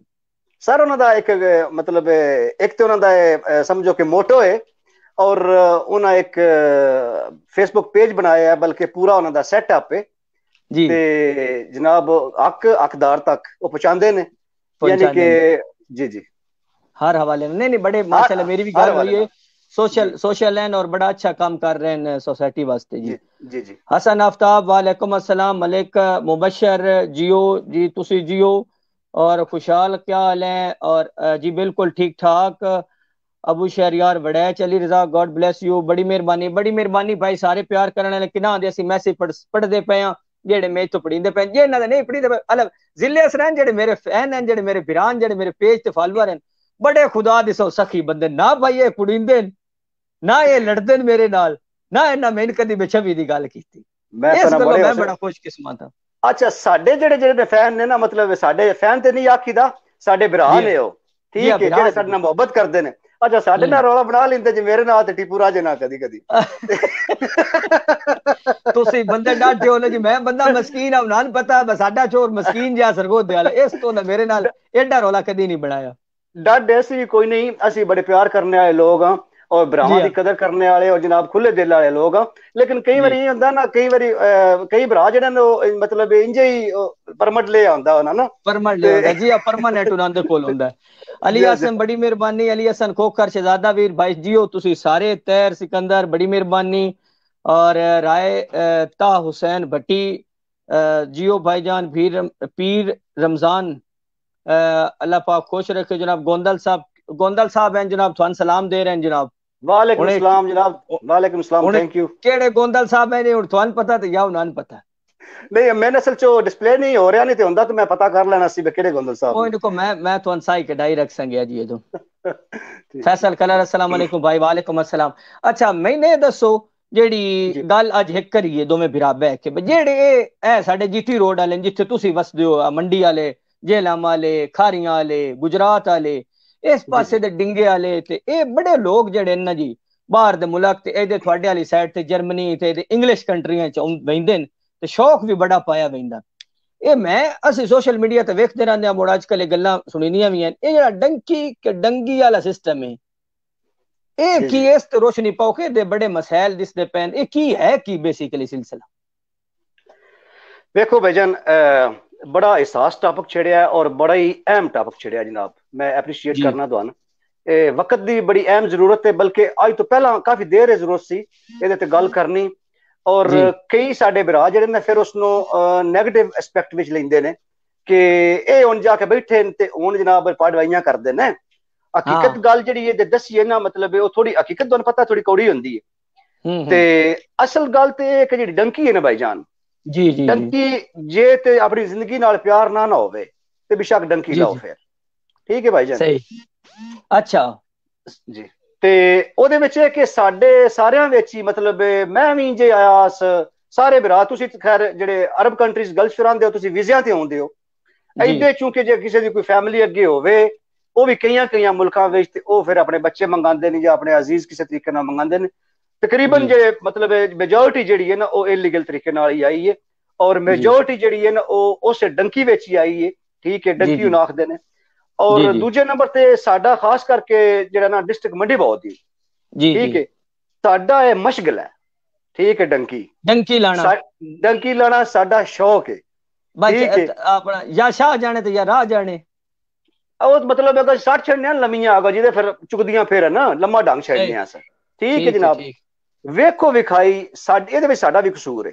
ਉਹ ਸਾਡਾ ਕਸੂਰ ਇੰਜ ਹੈ ਜਨਾਬ ਅਸੀਂ ਜੇ ਤੇ ਇੱਥੋਂ ਪਾਕਿਸਤਾਨ ਜਾਂਦੇ ਆ ਨਾ ਠੀਕ ਹੈ ਜੀ ਇੱਕ ਤੇ ਸੀ ਜਨਾਬ ਤੁਹਾਡੇ ਮੁਲਕਾਂ 'ਚ ਸਟੇ ਕਰਨੇ ਆ ਨਾ ਦੁਬਈ ਅਬੂ ਜ਼ਬੀ ਜਾਂ ਗਲਫ ਕੰਟਰੀਜ਼ ਵਿੱਚ ਸਾਊਦੀ ਅਰੇਬੀਆ ਤੇ ਉੱਥੋਂ ਜਨਾਬ ਲਈ ਕੜਾ ਲੈ ਲੈਨੇ ਆ ਜਿਹੜਾ ਬ੍ਰੈਸਲੇਟ ਜੇ ਨਹੀਂ ਪਾਇਆ ਹੁੰਦਾ ਇੱਥੇ ਹੱਥੀ ਹਾਂਜੀ ਇੱਕ ਮੋਟੀ ਚੈਨ ਇੱਥੇ ਪਾ ਲੈਨੇ ਆ ਠੀਕ ਹੈ ਸਹੀ ਤੇ ਘੜੀ ਭਾਵੇਂ ਹੋਵੇ ਚੈਨੀਆਂ ਕੋਲ ਲਈ ਤੇ ਲਿਖਿਆ ਰਾਡੋ ਹੋਵੇ ਉੱਤੇ ਉਹਦੇ ਉਹ ਪਾ ਲੈਂਦੇ ਪਤਾ ਜੀ ਹੁੰਦਾ ਜੀ ਪਤਾ ਜੀ ਹੁੰਦਾ ਰਾਣਾ 15 ਦੇ 20 ਦਿਹਾੜੇ ਹੀ ਹੈ ਠੀਕ ਹੈ ਤੇ ਰੁਪਈਏ 4 ਦੇ ਵੱਲ ਉਡਾਏ 11 ਬੇਰੀਆਂ ਹੋਟਲਾਂ ਤੇ ਵੱਲ ਖਵਾਇਆ ਕੱਪੜੇ ਛਪੜੇ ਚੰਗੇ ਸਟੈਂਡਰਡ ਦੇ ਪਾਏ ਗੱਡੀ ਰੈਂਟ ਤੇ ਰੱਖਣੀ ਹੁੰਦੀ ਹੈ ਅੱਗੇ ਠੀਕ ਹੈ ਜਿਹੜੇ ਭਾਈਜਾਨ ਮੇਰੇ ਤੁਹਾਡੇ ਹਾਰ ਦੇ ਆਮ ਲੋਕ ਹੁੰਦੇ ਨੇ ਜਿਹੜੇ ਵੇਖਦੇ ਨੇ ਜਿਹੜੇ ਉੱਥੇ ਮਜ਼ਦੂਰ ਤਬਕਾ ਹੈ ਜਾਂ ਬੱਚੇ ਜਿਹੜੇ ਸਟੂਡੈਂਟ ਪੜ੍ਹ ਰਹੇ ਨੇ ਜੇ ਕੱਚਿਆਂ ਜ਼ਿਹਨਾਂ ਦੇ ਜਿੱਥੇ ਉਹ ਸ਼ੋਸ਼ਬਾ ਵੇਖਦੇ ਨੇ ਉਹਨਾਂ ਦੇ ਜ਼ਿਹਨ ਪੱਟੇ ਜਾਂਦੇ ਨੇ ਠੀਕ ਹੈ ਹਾਂ अच्छा वेखो विखाई ये लोग जेड़े ने ये जनाब मौत दा खूह समझो मौत दा रास्ता इख्तियार करते ने ते असी कई बारी मजाक भी करने आ बस कदरे आजम जेड़ा ना इस विचलिया राह विचों गया ही फतह करदा हर शहर मंडी बहाउद्दीन मोंग साडा पिंड ओथों तकन गया ही ओथे जाके दा जेड़ा घोड़ा है ना साडे सत सिरे चौक ते घोड़ा जिहा लगे है ठीक है ओदी याद विच सही है जेड़ा घोड़ा ओदा जख्मी हो गया और फालिया ओदा नाम सी ओथों वापस मुड़ना पिया असी आने बस लेने आ पैस कंदरे आजम को बदला ठीक है भाई असी भी विचों दी हो के हटे हुंने इदे नु ਜਿਨ੍ਹਾਂ ਰਾਹ ਤੇ ਸਿਕੰਦਰ ਆਜ਼ਮ ਆਇਆ ਹੀ ਨਾ ਭਾਈ ਜਾਨ, ਉਹ ਰਾਹ ਜਨਾਬ ਅਸੀਂ ਉਹਦੀਆਂ ਪੈੜਾਂ ਦੱਬਦੇ ਪਿਛਾਂ ਪਏ ਹੁੰਨੇ। ਸਹੀ ਸਹੀ ਸਹੀ ਸਹੀ ਸਹੀ। ਤੇ ਅੱਛਾ ਇਹ ਗੱਲ ਦਾ ਅੱਜ ਸਾਨੂੰ ਪਤਾ ਲੱਗਾ ਹੈ, ਯਕੀਨ ਕਰੋ। ਅੱਛਾ ਲਾਈਟਰ ਮੂਡ ਵਿੱਚ ਚਲੋ ਅਸੀਂ ਗੱਪ ਲਾਣੇ ਆ, ਔਰ ਰਿਐਲਿਟੀ ਹੈ ਜਨਾਬ, ਮੈਂ ਤਕਰੀਬਨ 13 ਸਾਲ ਯੂਨਾਨ ਰਿਹਾ। ਠੀਕ ਹੈ, ਯੂਨਾਨ ਮੈਂ 13 ਸਾਲ ਰਿਹਾ। ਮੈਂ ਸਨ 2000 ਵਿੱਚ ਆਇਆ ਔਰ 7 ਸਾਲ ਮੈਨੂੰ ਤਕਰੀਬਨ ਜਰਮਨੀ ਹੋ ਗਏ ਨੇ। ਜਿਹੜੀ ਡੰਕੀ ਦੀ ਸਿਚੁਏਸ਼ਨ ਹੈ ਭਾਈ ਜਾਨ, ਕਿਉਂਕਿ ਮੈਂ ਤਾਂ ਖੈਰ ਡੰਕੀ ਚ ਨਹੀਂ ਸੀ ਆਇਆ, ਮੈਂ ਕਿਸੇ ਤਰੀਕੇ ਨਾਲ ਬਾਈ ਏਅਰ ਆਇਆ ਸੀ। ਠੀਕ ਹੈ ਜੀ। ਅੱਛਾ ਸਨ 2000 ਵਿੱਚ ਉਸ ਟਾਈਮ ਮਤਲਬ ਬਹੁਤ ਕੰਮ ਸੀ ਚੱਲਦਾ, ਜ਼ੋਰ ਤੇ ਕੰਮ ਚੱਲਦਾ ਸੀ। ਇਮੀਗ੍ਰੇਸ਼ਨ 2001 ਵਿੱਚ ਖੁੱਲੀ ਸੀ ਭਾਈ ਜਾਨ। ਉਹਨਾਂ ਰਾਹ ਵਿੱਚ ਮੈਂ ਆਪਣੀਆਂ ਅੱਖੀ ਨਾਲ, ਕਿਉਂਕਿ ਮੈਂ ਕੁਝ ਟਾਈਮ ਜਿਹੜਾ ਨਾ ਪੁਲਿਸ ਦਾ ਉੱਥੇ ਰਿਹਾ, ਡੋਲਮੈਚਰ ਯਾਨੀ ਕਿ ਟਰਾਂਸਲੇਟਰ ਰਿਹਾ। ਠੀਕ ਹੈ, ਗ੍ਰੀਕੀ ਜ਼ਬਾਨ ਵਿੱਚ ਟਰਾਂਸਲੇਸ਼ਨ ਕਰਦਾ ਸਾਂ। ਡੰਕੀਆਂ ਫੜੀਆਂ, ਸ਼ਿਪ ਟੁੱਟਦੇ ਔਰ ਬੰਦੇ ਡੁੱਬਦੇ ਔਰ ਮਰਦੇ ਮੈਂ ਆਪਣੀਆਂ ਅੱਖੀ ਨਾਲ ਵੇਖੇ ਨੇ। ਔਰ ਡੈਡ ਬਾਡੀਆਂ ਜਨਾਬ ਵੇਖੀਆਂ ਨੇ, ਐਡੇ ਐਡੇ ਸੋਹਣੇ ਜਵਾਨ ਜਨਾਬ ਲਈ 2-2 ਮੀਟਰ। ਠੀਕ ਹੈ, ਔਰ ਜਨਾਬ ਜਿਹਨਾਂ ਦਾ ਵਾਲੀ ਵਾਰਿਸ ਹੀ ਕੋਈ ਨਹੀਂ। ਤੇ ਇੱਕ ਹੋਰ ਇਸ ਗੱਲ ਦੇ ਵਿੱਚ ਇੱਕ ਹੋਰ ਕੁਐਸਚਨ ਹੈ, ਐਵੇਂ ਇੱਕ ਦੋ ਜਿਹੜੇ ਨਾ ਅੱਗੇ ਬੜਾ ਜ਼ਰੂਰੀ ਅਗਲਾ ਇੱਕ ਹੋਰ ਸਵਾਲ ਹੈ, ਤੇ ਮੈਂ ਇੱਕ ਅੱਧਾ ਮੈਸੇਜ ਪੜ੍ਹ ਲਵਾਂ। ਭਾਈ ਸਾਰੇ ਬਿਰਾ ਖੈਰ ਖੈਰੀਅਤ ਪੁੱਛਦੇ ਪੈਨ। आहद रजा सलाम दे रहा, प्यार दे रहा, बड़ी मेहरबानी। तारिक जहूर जंग तो है, गोंदल साहब दोबारा फिर सलाम दिता है। मोहम्मद अब्बास आदम बट्टी पूरा जते जिले हसन जनाब साडे मंडी दे फखर हैं भाई, साडे अपने बड़े फखर हैं। प्यारे जी थैंक यू, दुआड़ियां मोहब्बतां जनाब, दुआड़े जज्बे सलामत रहन। इकरामुल्लाह सरगोदा की शान है आप, और हम सरगोदा वाले यकीन कर जाओ असी सरगोदा दे विच बड़े हकीर जा बंदे, सिर्फ तुहाडी मोहब्बत है कि चलो सान तुहाडे जा बिरा मोहब्बत देंदे। और मोहम्मद उस्मान वसदे वाह दोसिया वाह, वो दोसा ना भाईजान शौका ही तुसी ओ शौके दो प्यो दे ना दोसा ही तुसी अग्गा प्यो वाल भाग गए हो, तो दोसा ना शौका ही। ओ शौकिया ने वीडियो सुनी जिले भाई तुसी? जी सुनी ਅਸੀਂ ਬੜੋਦੇ ਸ਼ੌਕਾ ਹੀ ਆ ਵਿੱਚ 15 14 17 ਤਰੀਕ ਤੇ ਅੱਗੋਂ ਮੁੜ ਸ਼ੌਕਤ ਅਲੀ 12 ਸ਼ੌਕਤ ਯਾਦ ਵੀ ਅੱਗੋਂ ਇੱਕ ਮੈਸੇਜ पे कर देन कि जी 50 शुमाली तो वसते रहो भाई सरगोदा 50 शुमाली। खुरम गोंदल भाई सरगोदा के तहसील किस से तल्लक है सरगोदा नाल पिंड भाई साडा अली हसन खोकर दा सलाम हो गया जनाब। और बाकी सारे बिरामा दा हो गया जी। सना गोंदल सलाम दे रही जनाब, वालेकुम अस्सलाम हो गया। और अबू बकर गुड हो गया। बहरहाल सारे बिरामा दे मैसेज आ रहे हैं, मैं पढ़ने की कोशिश करता पाया। सनी भट्टी, मलक मुश्ताक, जितने बिरासन मैसेज करते हैं बड़ा शुक्रिया, बड़ी मोहब्बत। अच्छा जिले भाई ये दसो दा मुड़ को ऑफिशियल तरीका हुन आजकल है या वो की ज्यादा महंगा है, या ओदा क्राइटेरिया बड़ा सख्त है कि बंदे एदे जान दा भी रिस्क ले लेंदे डंकी वाले सिलसिले जी? वेखो ना भाईजान, हर चीज दे ऑफिशियल तरीके होंदे ने। ठीक है, दुनिया ते मैं एक मिसाल तो देना, दुनिया ते कोई भी जायदाद जिहड़ी है अपना इजाद जिहड़ी हुंदी है ना, वो चंगी या माड़ी नहीं हुंदी। ठीक है, ओदा इस्तेमाल गलत ते सही हुंदा है। ठीक है, इसी तरह ना काम नु करने दे भी लीगल और इलीगल तरीके हुंदे ने। ठीक है, दोवें हुंदे ने। असीं शार्टकट दे चक्कर विच है ना, साडा सारियां दा मतलब बेसिक मकसद यही हुंदा है कि जितनी जल्दी अपड़ी पवे उत्थे ते सैट हो पवी असीं। ठीक है, जेड़ा काम तरतीब नाल कीता हुंदा ना भाईजान, ओदे दूर रस फवायद होंदे ने। ओदा तरीका मेरी नजर विच है कि मेरी नाकस अकल दे मुताबिक कि जेड़े मेरे भरा, मेरे भतीजे, मेरे बांजे और साडे दोस्त अहबाब जेड़े ने पाकिस्तान इस चीज की ख्वाहिश रखते हैं कि असी यूरोप जाना है, अच्छी जिंदगी वास्ते, अच्छे मुस्तकबिल वास्ते जाना है, वो अगर ये सोच रखते हैं पहले नंबर ते वो अच्छे तरीके नाल पढ़न। ठीक है जी, कोई डिग्री लैन सही है, और उस डिग्री उत्ते शैंगी वीजा लैके किसी मुल्क च जर्मनी आउन, फ्रांस आउन, उस तो इलावा स्विट्जरलैंड आउन, इंग्लैंड आउन, अमेरिका कैनेडा जान, जिथे उन्होंने रिस्पैक्ट भी होवे और उन्होंने मतलब जॉब भी अच्छी ऑफर होवे और उन्होंने मुआवजा भी ठीक तरीके नाल। लेकिन मुमकिन है किस हद तक मुमकिन है एक बंदे को डिग्री भी होवे ते गुजारे दे पैसे भी हों तो आसानी ना वीजा लग वेंदा है? जी भाईजान, क्यों नहीं लगता? देखो ना आज इंटरनेट दा दौर है, इंटरनेट दा दौर है, और लोग पढ़े लिखे ने। इस टाइम आईटी दी बहुत ज्यादा एजुकेशन है पाकिस्तान विच। लोग इंटरनेट यूज करदे। दसोगा मोड़ तुसी कुड़ी बना आपस में गल पकड़दे हुन जे सले उत्थे बैठ के जर्मनी तुसी सानो केड़ी भाई टीपू गड्डी लईए? Mercedes Benz. हुन मर्सिडीज दे तुसी फोटो साथ विखाओ, साथ थोड़े इत्ते पाकिस्तान ते नहीं डरवीदा बदिया सी भी जा मर्सिडीज दे चढ़िए, ये ज्यादा तुसी भी करदे हो। ਅਸੀਂ ਆਨੇ ਆ ਜੀ ਮਰਸੀਡੀਜ਼ ਵੇਖੋ ਨਾ, ਮੈਂ ਤੁਹਾਨੂੰ ਗੱਲ ਦੱਸਾਂ ਅਲੀ ਰਜ਼ਾ, मर्सिडीज इत्थे लेनी ईमानदारी दी गल कोई काम काट गई बा खुदा से। मैं बड़ा सोचा जिले भाई बधिया गल तो उत्थे ही है, ਇੱਥੇ ਬੰਦਾ ਟੈਕਸੀ ਆ ਲੈਂਦਾ ਤੇ ਟੈਕਸੀ 'ਚ ਬੰਦਾ 600-700 ਤਸਵੀਰ ਲੈ ਲੈਂਦਾ ਗੱਡੀ 'ਚ ਬਹਿ ਕੇ ਅੱਗੋਂ ਮੁਖਤਲਿਫ ਟਾਈਮ ਤੇ ਚਾੜੀ ਰੱਖੀ। ਮੈਂ ਭਾਈ ਜਾਨ ਤੁਹਾਨੂੰ ਇੱਕ ਗੱਲ ਦੱਸਾਂ, ਹਕੀਕਤ ਗੱਲ ਹੈ ਕਿ ਗੱਡੀ ਲੈਣਾ ਜਰਮਨੀ 'ਚ ਕੋਈ ਕੰਮ ਨਹੀਂ, ਠੀਕ ਹੈ, ਸਹੀ ਹੈ। ਇੱਥੇ ਗੱਡੀ ਚਲਾਣਾ ਪ੍ਰੋਬਲਮ ਹੈ, ਠੀਕ ਹੈ, ਠੀਕ। ਅੱਛਾ ਜੀ ਤੇਲ ਤੋਂ ਵੀ ਛੱਡ ਦਿਓ, ਉਹਦੀ ਇੱਕ ਤੇ ਰੋਡ ਇੰਸ਼ੋਰੈਂਸ ਬਹੁਤ ਜ਼ਿਆਦਾ ਹੈ, ਠੀਕ ਹੈ, ਰੋਡ ਟੈਕਸ ਸੌਰੀ ਉਸ ਤੋਂ ਇਲਾਵਾ ਇੰਸ਼ੋਰੈਂਸ ਬਹੁਤ ਜ਼ਿਆਦਾ ਹੈ, ਠੀਕ ਹੈ। ਉਸ ਤੋਂ ਪਹਿਲੇ ਪਾਰਕਿੰਗਾਂ ਦੇ ਬਹੁਤ ਜ਼ਿਆਦਾ ਮਸਲੇ ਨੇ ਇੱਥੇ, ਠੀਕ ਹੈ। ਗੱਡੀ ਬੰਦਾ ਲੈ ਤੇ ਲੈਂਦਾ ਹੈ, ਗੱਡੀ ਤੇ ਮਤਲਬ ਬੈਂਕ ਆਮ ਦਿੰਦੇ ਨੇ, ਕੋਈ ਐਸਾ ਮਸਲਾ ਨਹੀਂ। ਤੁਹਾਡੇ ਮੇਰੇ ਯਾਰ ਦਾ ਇੱਕ ਮਾਰਾ ਬੰਦਾ ਵੀ ਕਿਸ਼ਤਾਂ ਉੱਤੇ ਲੈ ਸਕਦਾ ਜਿਵੇਂ ਦੀ ਦਿਲ ਹੋਸ, ਠੀਕ ਹੈ। ਅੱਛਾ ਮੁੰਡੇ ਇਸ ਹਵਾਲੇ ਨਾਲ ਜ਼ਿਲੇ ਭਾਈ ਜਿਹੜਾ ਸਾਡਾ ਆਪਣਾ ਮੁਲਕ ਹੈ ਪਾਕਿਸਤਾਨ, ਇਸ ਪਾਸੇ ਆ ਗਈਆਂ ਹੁਣ ਸਹਿ ਗੱਲਾਂ ਕਰ ਲਈਆਂ ਉਹਦਲੀਆਂ। ਮੁੜ ਸਾਡੇ ਮੁਲਕ ਜਿਹਾ ਕੋਈ ਮੁਲਕ ਨਹੀਂ ਬਈ ਜਿੱਥੇ 10,000 ਤੋਂ ਵੀ ਜ਼ਿਆਦਾ ਜਿਹੜੇ ਨੋ ਕੰਮ ਦੇ ਮੌਕੇ, ਜ਼ਿਮੀਦਾਰਾ ਹੈ, ਬਿਜ਼ਨਸ ਹੈ, ਹਰ ਕਿਸਮ ਦਾ ਕੰਮ ਇੱਥੇ ਮੌਜੂਦ ਹੈ। ਤੇ ਜਿਹੜੇ ਪੜ੍ਹੇ ਲਿਖੇ ਬੰਦੇ ਨੂੰ ਅਗਰ ਪਾਕਿਸਤਾਨ ਵਿੱਚ ਮਿਹਨਤ ਕਰਨ, ਕੰਮ ਕਰਨ, ਆਪਣੇ ਖਾਸ ਤੌਰ ਤੇ ਕੰਮ ਸ਼ੁਰੂ ਕਰਨ ਤੇ ਉਹਨਾਂ ਦਾ ਜਰਮਨੀ ਹੋਏ ਪਾਕਿਸਤਾਨ ਵੀ ਬਣ ਨਹੀਂ ਸਕਦਾ ਕੀ ਆ ਜੀ? ਜ਼ਰੂਰ ਬਣ ਜਾਂਦਾ, ਲੇਕਿਨ ਇੱਕ ਜੱਬ ਹੋ ਰਿਹਾ ਨਾ ਰਜ਼ਾ, ਠੀਕ ਹੈ। ਜੱਬ ਮੁੱਛਾ ਮੋਨ ਕੇ ਤੇ ਨਵਾਂ ਫੋਨ ਨਹੀਂ, ਉਹ ਚੋਂ ਨਵਾਂ ਜਿਹੜਾ ਆਇਆ ਹੁਣ ਕੋਈ, ਉਹਦਾ ਕੀ ਉਹਦਾ ਨਾਂ ਹੈ, ਚੋਂ ਕੈਮਰੇ ਵਾਲਾ, ਚੋਂ ਕੈਮਰੇ ਵਾਲਾ, ਅੱਜ ਚਾਰ ਰੱਖੀ ਹੁੰਦੀਆਂ ਨੇ, ਅੱਜ ਸੈਲਫੀ ਬਣਾ ਕੇ ਤੇ ਨਹੀਂ ਮਤਲਬ ਜੇਬ ਵੀ ਕੱਢ ਦੇਣ ਤੇ ਅੰਕਰ ਵੀ ਕਰ ਦੇਣ, ਉਹ ਮੁੜ ਪਿੱਛਾ ਤੋੜ ਦੇਣ ਤੇ ਨਾਲ ਲਿਖਦੇ ਨੇ ਗੋਂਦਲ ਸਾਹਿਬ ਇਨ ਮੂਡ, ਉਹ ਭਾਈ ਨਹੀਂ ਉੱਥੇ ਬਣਦੀਆਂ, ਉਹ ਨਹੀਂ ਬਣਦੀਆਂ, ठीक है। यार पास जी जी जी हाँ बिराज जनाब रमजान खोकर साहब पाकिस्तान में भी सब कुछ है जी, बिल्कुल वही गल करते पे पाकिस्तान में सब कुछ है, बिजनेस भी है, कारोबार भी है, खास तौर पे मुड़े रिश्तेदार, सोशल नेटवर्क, बहना बीरा, इस तो वड्डी शाही कोई नहीं। अली रजा सलाम हो गया जी, वालेकुम सलाम। पिंड दादन खान, तो पिंड दादन खान जी मेरे बॉस हैं मिर्जा असगर साहब, उन्होंने शहर है तो मैंने बहुत प्यारा है जी। मुजम्मल यूसुफ सलाम अलैकुम, वालेकुम सलाम। मोहम्मद मुश्ताक जनाब सलाम हो गया। सनी भट्टी सारे बिरामा बड़े मोहब्बत भरे सलाम देते पैन। और आसिफ गोंदल साहब कह रहे हैं कि जी बहुत अच्छे भाई, सदा सलामत रहो। सुमान राणा भाईजान काम चौक के रखो, केड़ा काम भाई चौक के रखिए सह कितने काम मैंने सी केड़ा केड़ा चुकिए ते अल्लाह खैर कर सिंगया। ते अगे एक भाई आते पैन मोहम्मद आजम गोंदल साहब आते पैन बसान डराओ ना, जेड़ी अगे तुसी गल कीती ना डंकी वाली, नहीं भाईजान आओ सत बिस्मिल्ला, ਅਸੀਂ ਕਿਉਂ ਅਸੀਂ ਕੌਣ ਹੁੰਦੇ ਆ ਤੁਹਾਨੂੰ ਡਰਾਣੇ ਵਾਲੇ? ਤੁਸੀਂ ਜਨਾਬ ਅਲੀ ਮੋਸਟ ਵੈਲਕਮ, ਤੁਸੀਂ ਆਓ। ਤੁਸੀਂ ਜੇ ਅਗਰ ਇਹ ਹਤਮੀ ਫੈਸਲੇ ਕੀਤੇ ਹੈ ਨਾ ਤੇ ਅਸੀਂ ਬਿਲਕੁਲ ਵੀ ਕੋਈ ਨਾ ਡਰਾਉਂਦੇ ਤੁਹਾਨੂੰ। ਤੁਸੀਂ ਜਨਾਬ ਜਦੋਂ ਅੱਲਾਹ ਤਾਲਾ ਪਹਿਲਾਂ ਤੁਹਾਨੂੰ ਆਪਣੀ ਖੈਰ ਖਰੀਅਤ ਨਾਲ ਅਮਨ ਅਮਾਨ ਨਾਲ ਆਪਣੀ ਮੰਜ਼ਿਲੇ ਮਕਸੂਦ ਤੇ ਪਹੁੰਚਾਵੇ ਤੇ ਜਿੱਥੇ ਬੰਦਾ ਚੜ ਜਾਂਦਾ ਨਾ ਕੁਰਦਿਆਂ ਦੇ ਅੱਡੇ ਉੱਥੇ ਰਾਹ ਵਿੱਚ, ਠੀਕ ਹੈ, ਤੇ ਉਹ ਫਿਰ ਪਲੱਸ ਨੌ ਪਟਣੇ ਸ਼ੁਰੂ ਕਰ ਦਿੰਦਾ ਜੀ। ਉਹ ਕੰਮ ਇਸੇ तरह वालेकुम अस्सलाम मार शकील रमजान खोखर जी।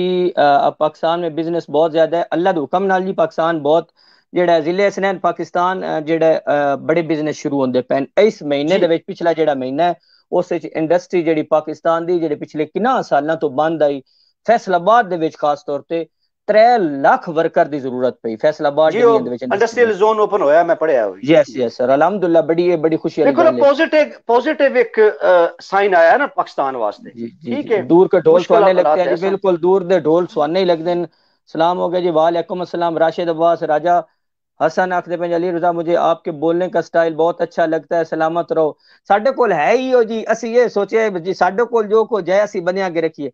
अच्छा हुण जिले भाई तुसी को सच है अगर को दुआ सलाम सवाल करना है तो करो, ताकि चलो साडे फैनां साडी बोली पसंद है ते असि भी बोलिए जी। तुसी असल पता कि मैंने एक तो तुहाडे तो डर आउंदा ना, असल पता तुसी एंकर पर्सन भी हो ते अगे अटेंड भी करदे हो सारे दोस्तां भरावां ने। मैं सवाल ते मेरे को बड़े तुहाडे करने वास्ते जी इजाजत दियो ते एवें गुंजाइश दे, मैं बंदा कनेक्टेड दा ए ज़ेन जरूर नहीं मतलब देखो ना असि ते मैं ते ओ बंदा कि मैं मजाक भी आद विच रह के करना जे करा जी जी जी हुक्म करो सर, यानी कि हर एक चीज दी जेड़ा ਤੁਹਾਡਾ ਜਿਹੜੀ ਗੱਲ ਤੇ ਮੈਂ ਢੇਰ ਡਰਾ ਨਾ ਮੈਂ ਉਸ ਤੇ ਵੀਡੀਓ ਬਣਾ ਛੱਡਿਓ ਜ਼ਾਤ ਪਾਤ ਤੇ। ਹੁਣ ਜਿਹੜੀ ਬਾਕੀ ਗੱਲ ਹੈ ਮੈਂ ਸ਼ੱਕ ਕੀਤੀ ਨਹੀਂ, ਅਸੀਂ ਇਹਨਾਂ ਗੱਲਾਂ ਤੇ ਯਕੀਨ ਵੀ ਨਹੀਂ ਰੱਖਦੇ।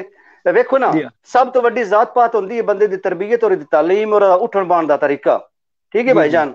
ਇਹ ਜ਼ਾਤ ਪਾਤ ਹੈ। ਜਿਸ ਜ਼ਾਤੀ ਦਾ ਮੇਰੇ ਯਾਰ ਦਾ ਗੋਂਦਲ ਹੋਵੇ ਤੇ ਕੰਮ ਬੰਦੇ ਦੀਆਂ ਪੁੱਤਰਾਂ ਵਾਲਾ ਇੱਕ ਵੀ ਨਾ ਹੋਸ, ठीक है। ते उस चीज नु मतलब लोग नहीं पसंद करते। अच्छा सर दूजे टॉपिक ते होने ਤੁਹਾਡੇ वैसे बड़ी मेहरबानी जी जी जी जी सवाल करो जी भाईजान। मैं ਤੁਹਾਡੇ को पूछना आया सी ਬਈ ਚਲੋ ਸਾਡੀ ਪਰਸਨਲ ਤੇ ਆਪੇ ਵਿੱਚ ਗੱਪਸ਼ਪ ਹੁੰਦੀ ਵੀ ਰਹਿੰਦੀ ਹੈ। ਮੇਰਾ ਬੜਾ ਦਿਲ ਸੀ ਕਿ ਤੁਹਾਡੇ ਪ੍ਰੋਗਰਾਮ ਵਿੱਚ ਮੈਨੂੰ ਤੁਸੀਂ ਬੁਲਾਓ, ਮੈਂ ਤੁਹਾਡੇ ਨਾਲ ਗੱਪਸ਼ਪ ਲਾਵਾਂ ਖੁੱਲੀ ਕਰਕੇ। ਮਹਿਮਾਨ ਨਹੀਂ ਮਤਲਬ ਭਰਾਵਾਂ ਦੇ ਤੌਰ ਤੇ ਬਹਿ ਕੇ ਹਲਕੇ ਫੁਲਕੇ ਲਾਈਟਰ ਮੂਡ ਵਿੱਚ। ਅੱਛਾ ਤੁਸੀਂ ਮੈਨੂੰ ਦੱਸੋ ਕਬਾ ਤੁਸੀਂ ਇਹ ਕਿਹੜੇ ਇਸ ਚੱਕਰ ਵਿੱਚ ਕਿਵੇਂ ਆਏ ਤੇ ਕੀ ਮਤਲਬ ਹੈ ਤੁਸੀਂ ਜਿਹੜਾ ਪ੍ਰੋਗਰਾਮ ਕਰਦੇ ਹੋ, ਸੋਸ਼ਲ ਮੀਡੀਆ ਯੂਜ਼ ਕਰਦੇ ਹੋ, ਵੀਡੀਓ ਬਣਾਉਂਦੇ ਹੋ, ਕਿਦੋਂ ਤੁਹਾਨੂੰ ਖਿਆਲ ਆਇਆ, ਕਿਦੋਂ ਤੁਹਾਨੂੰ ਆਈਡੀਆ ਆਇਆ?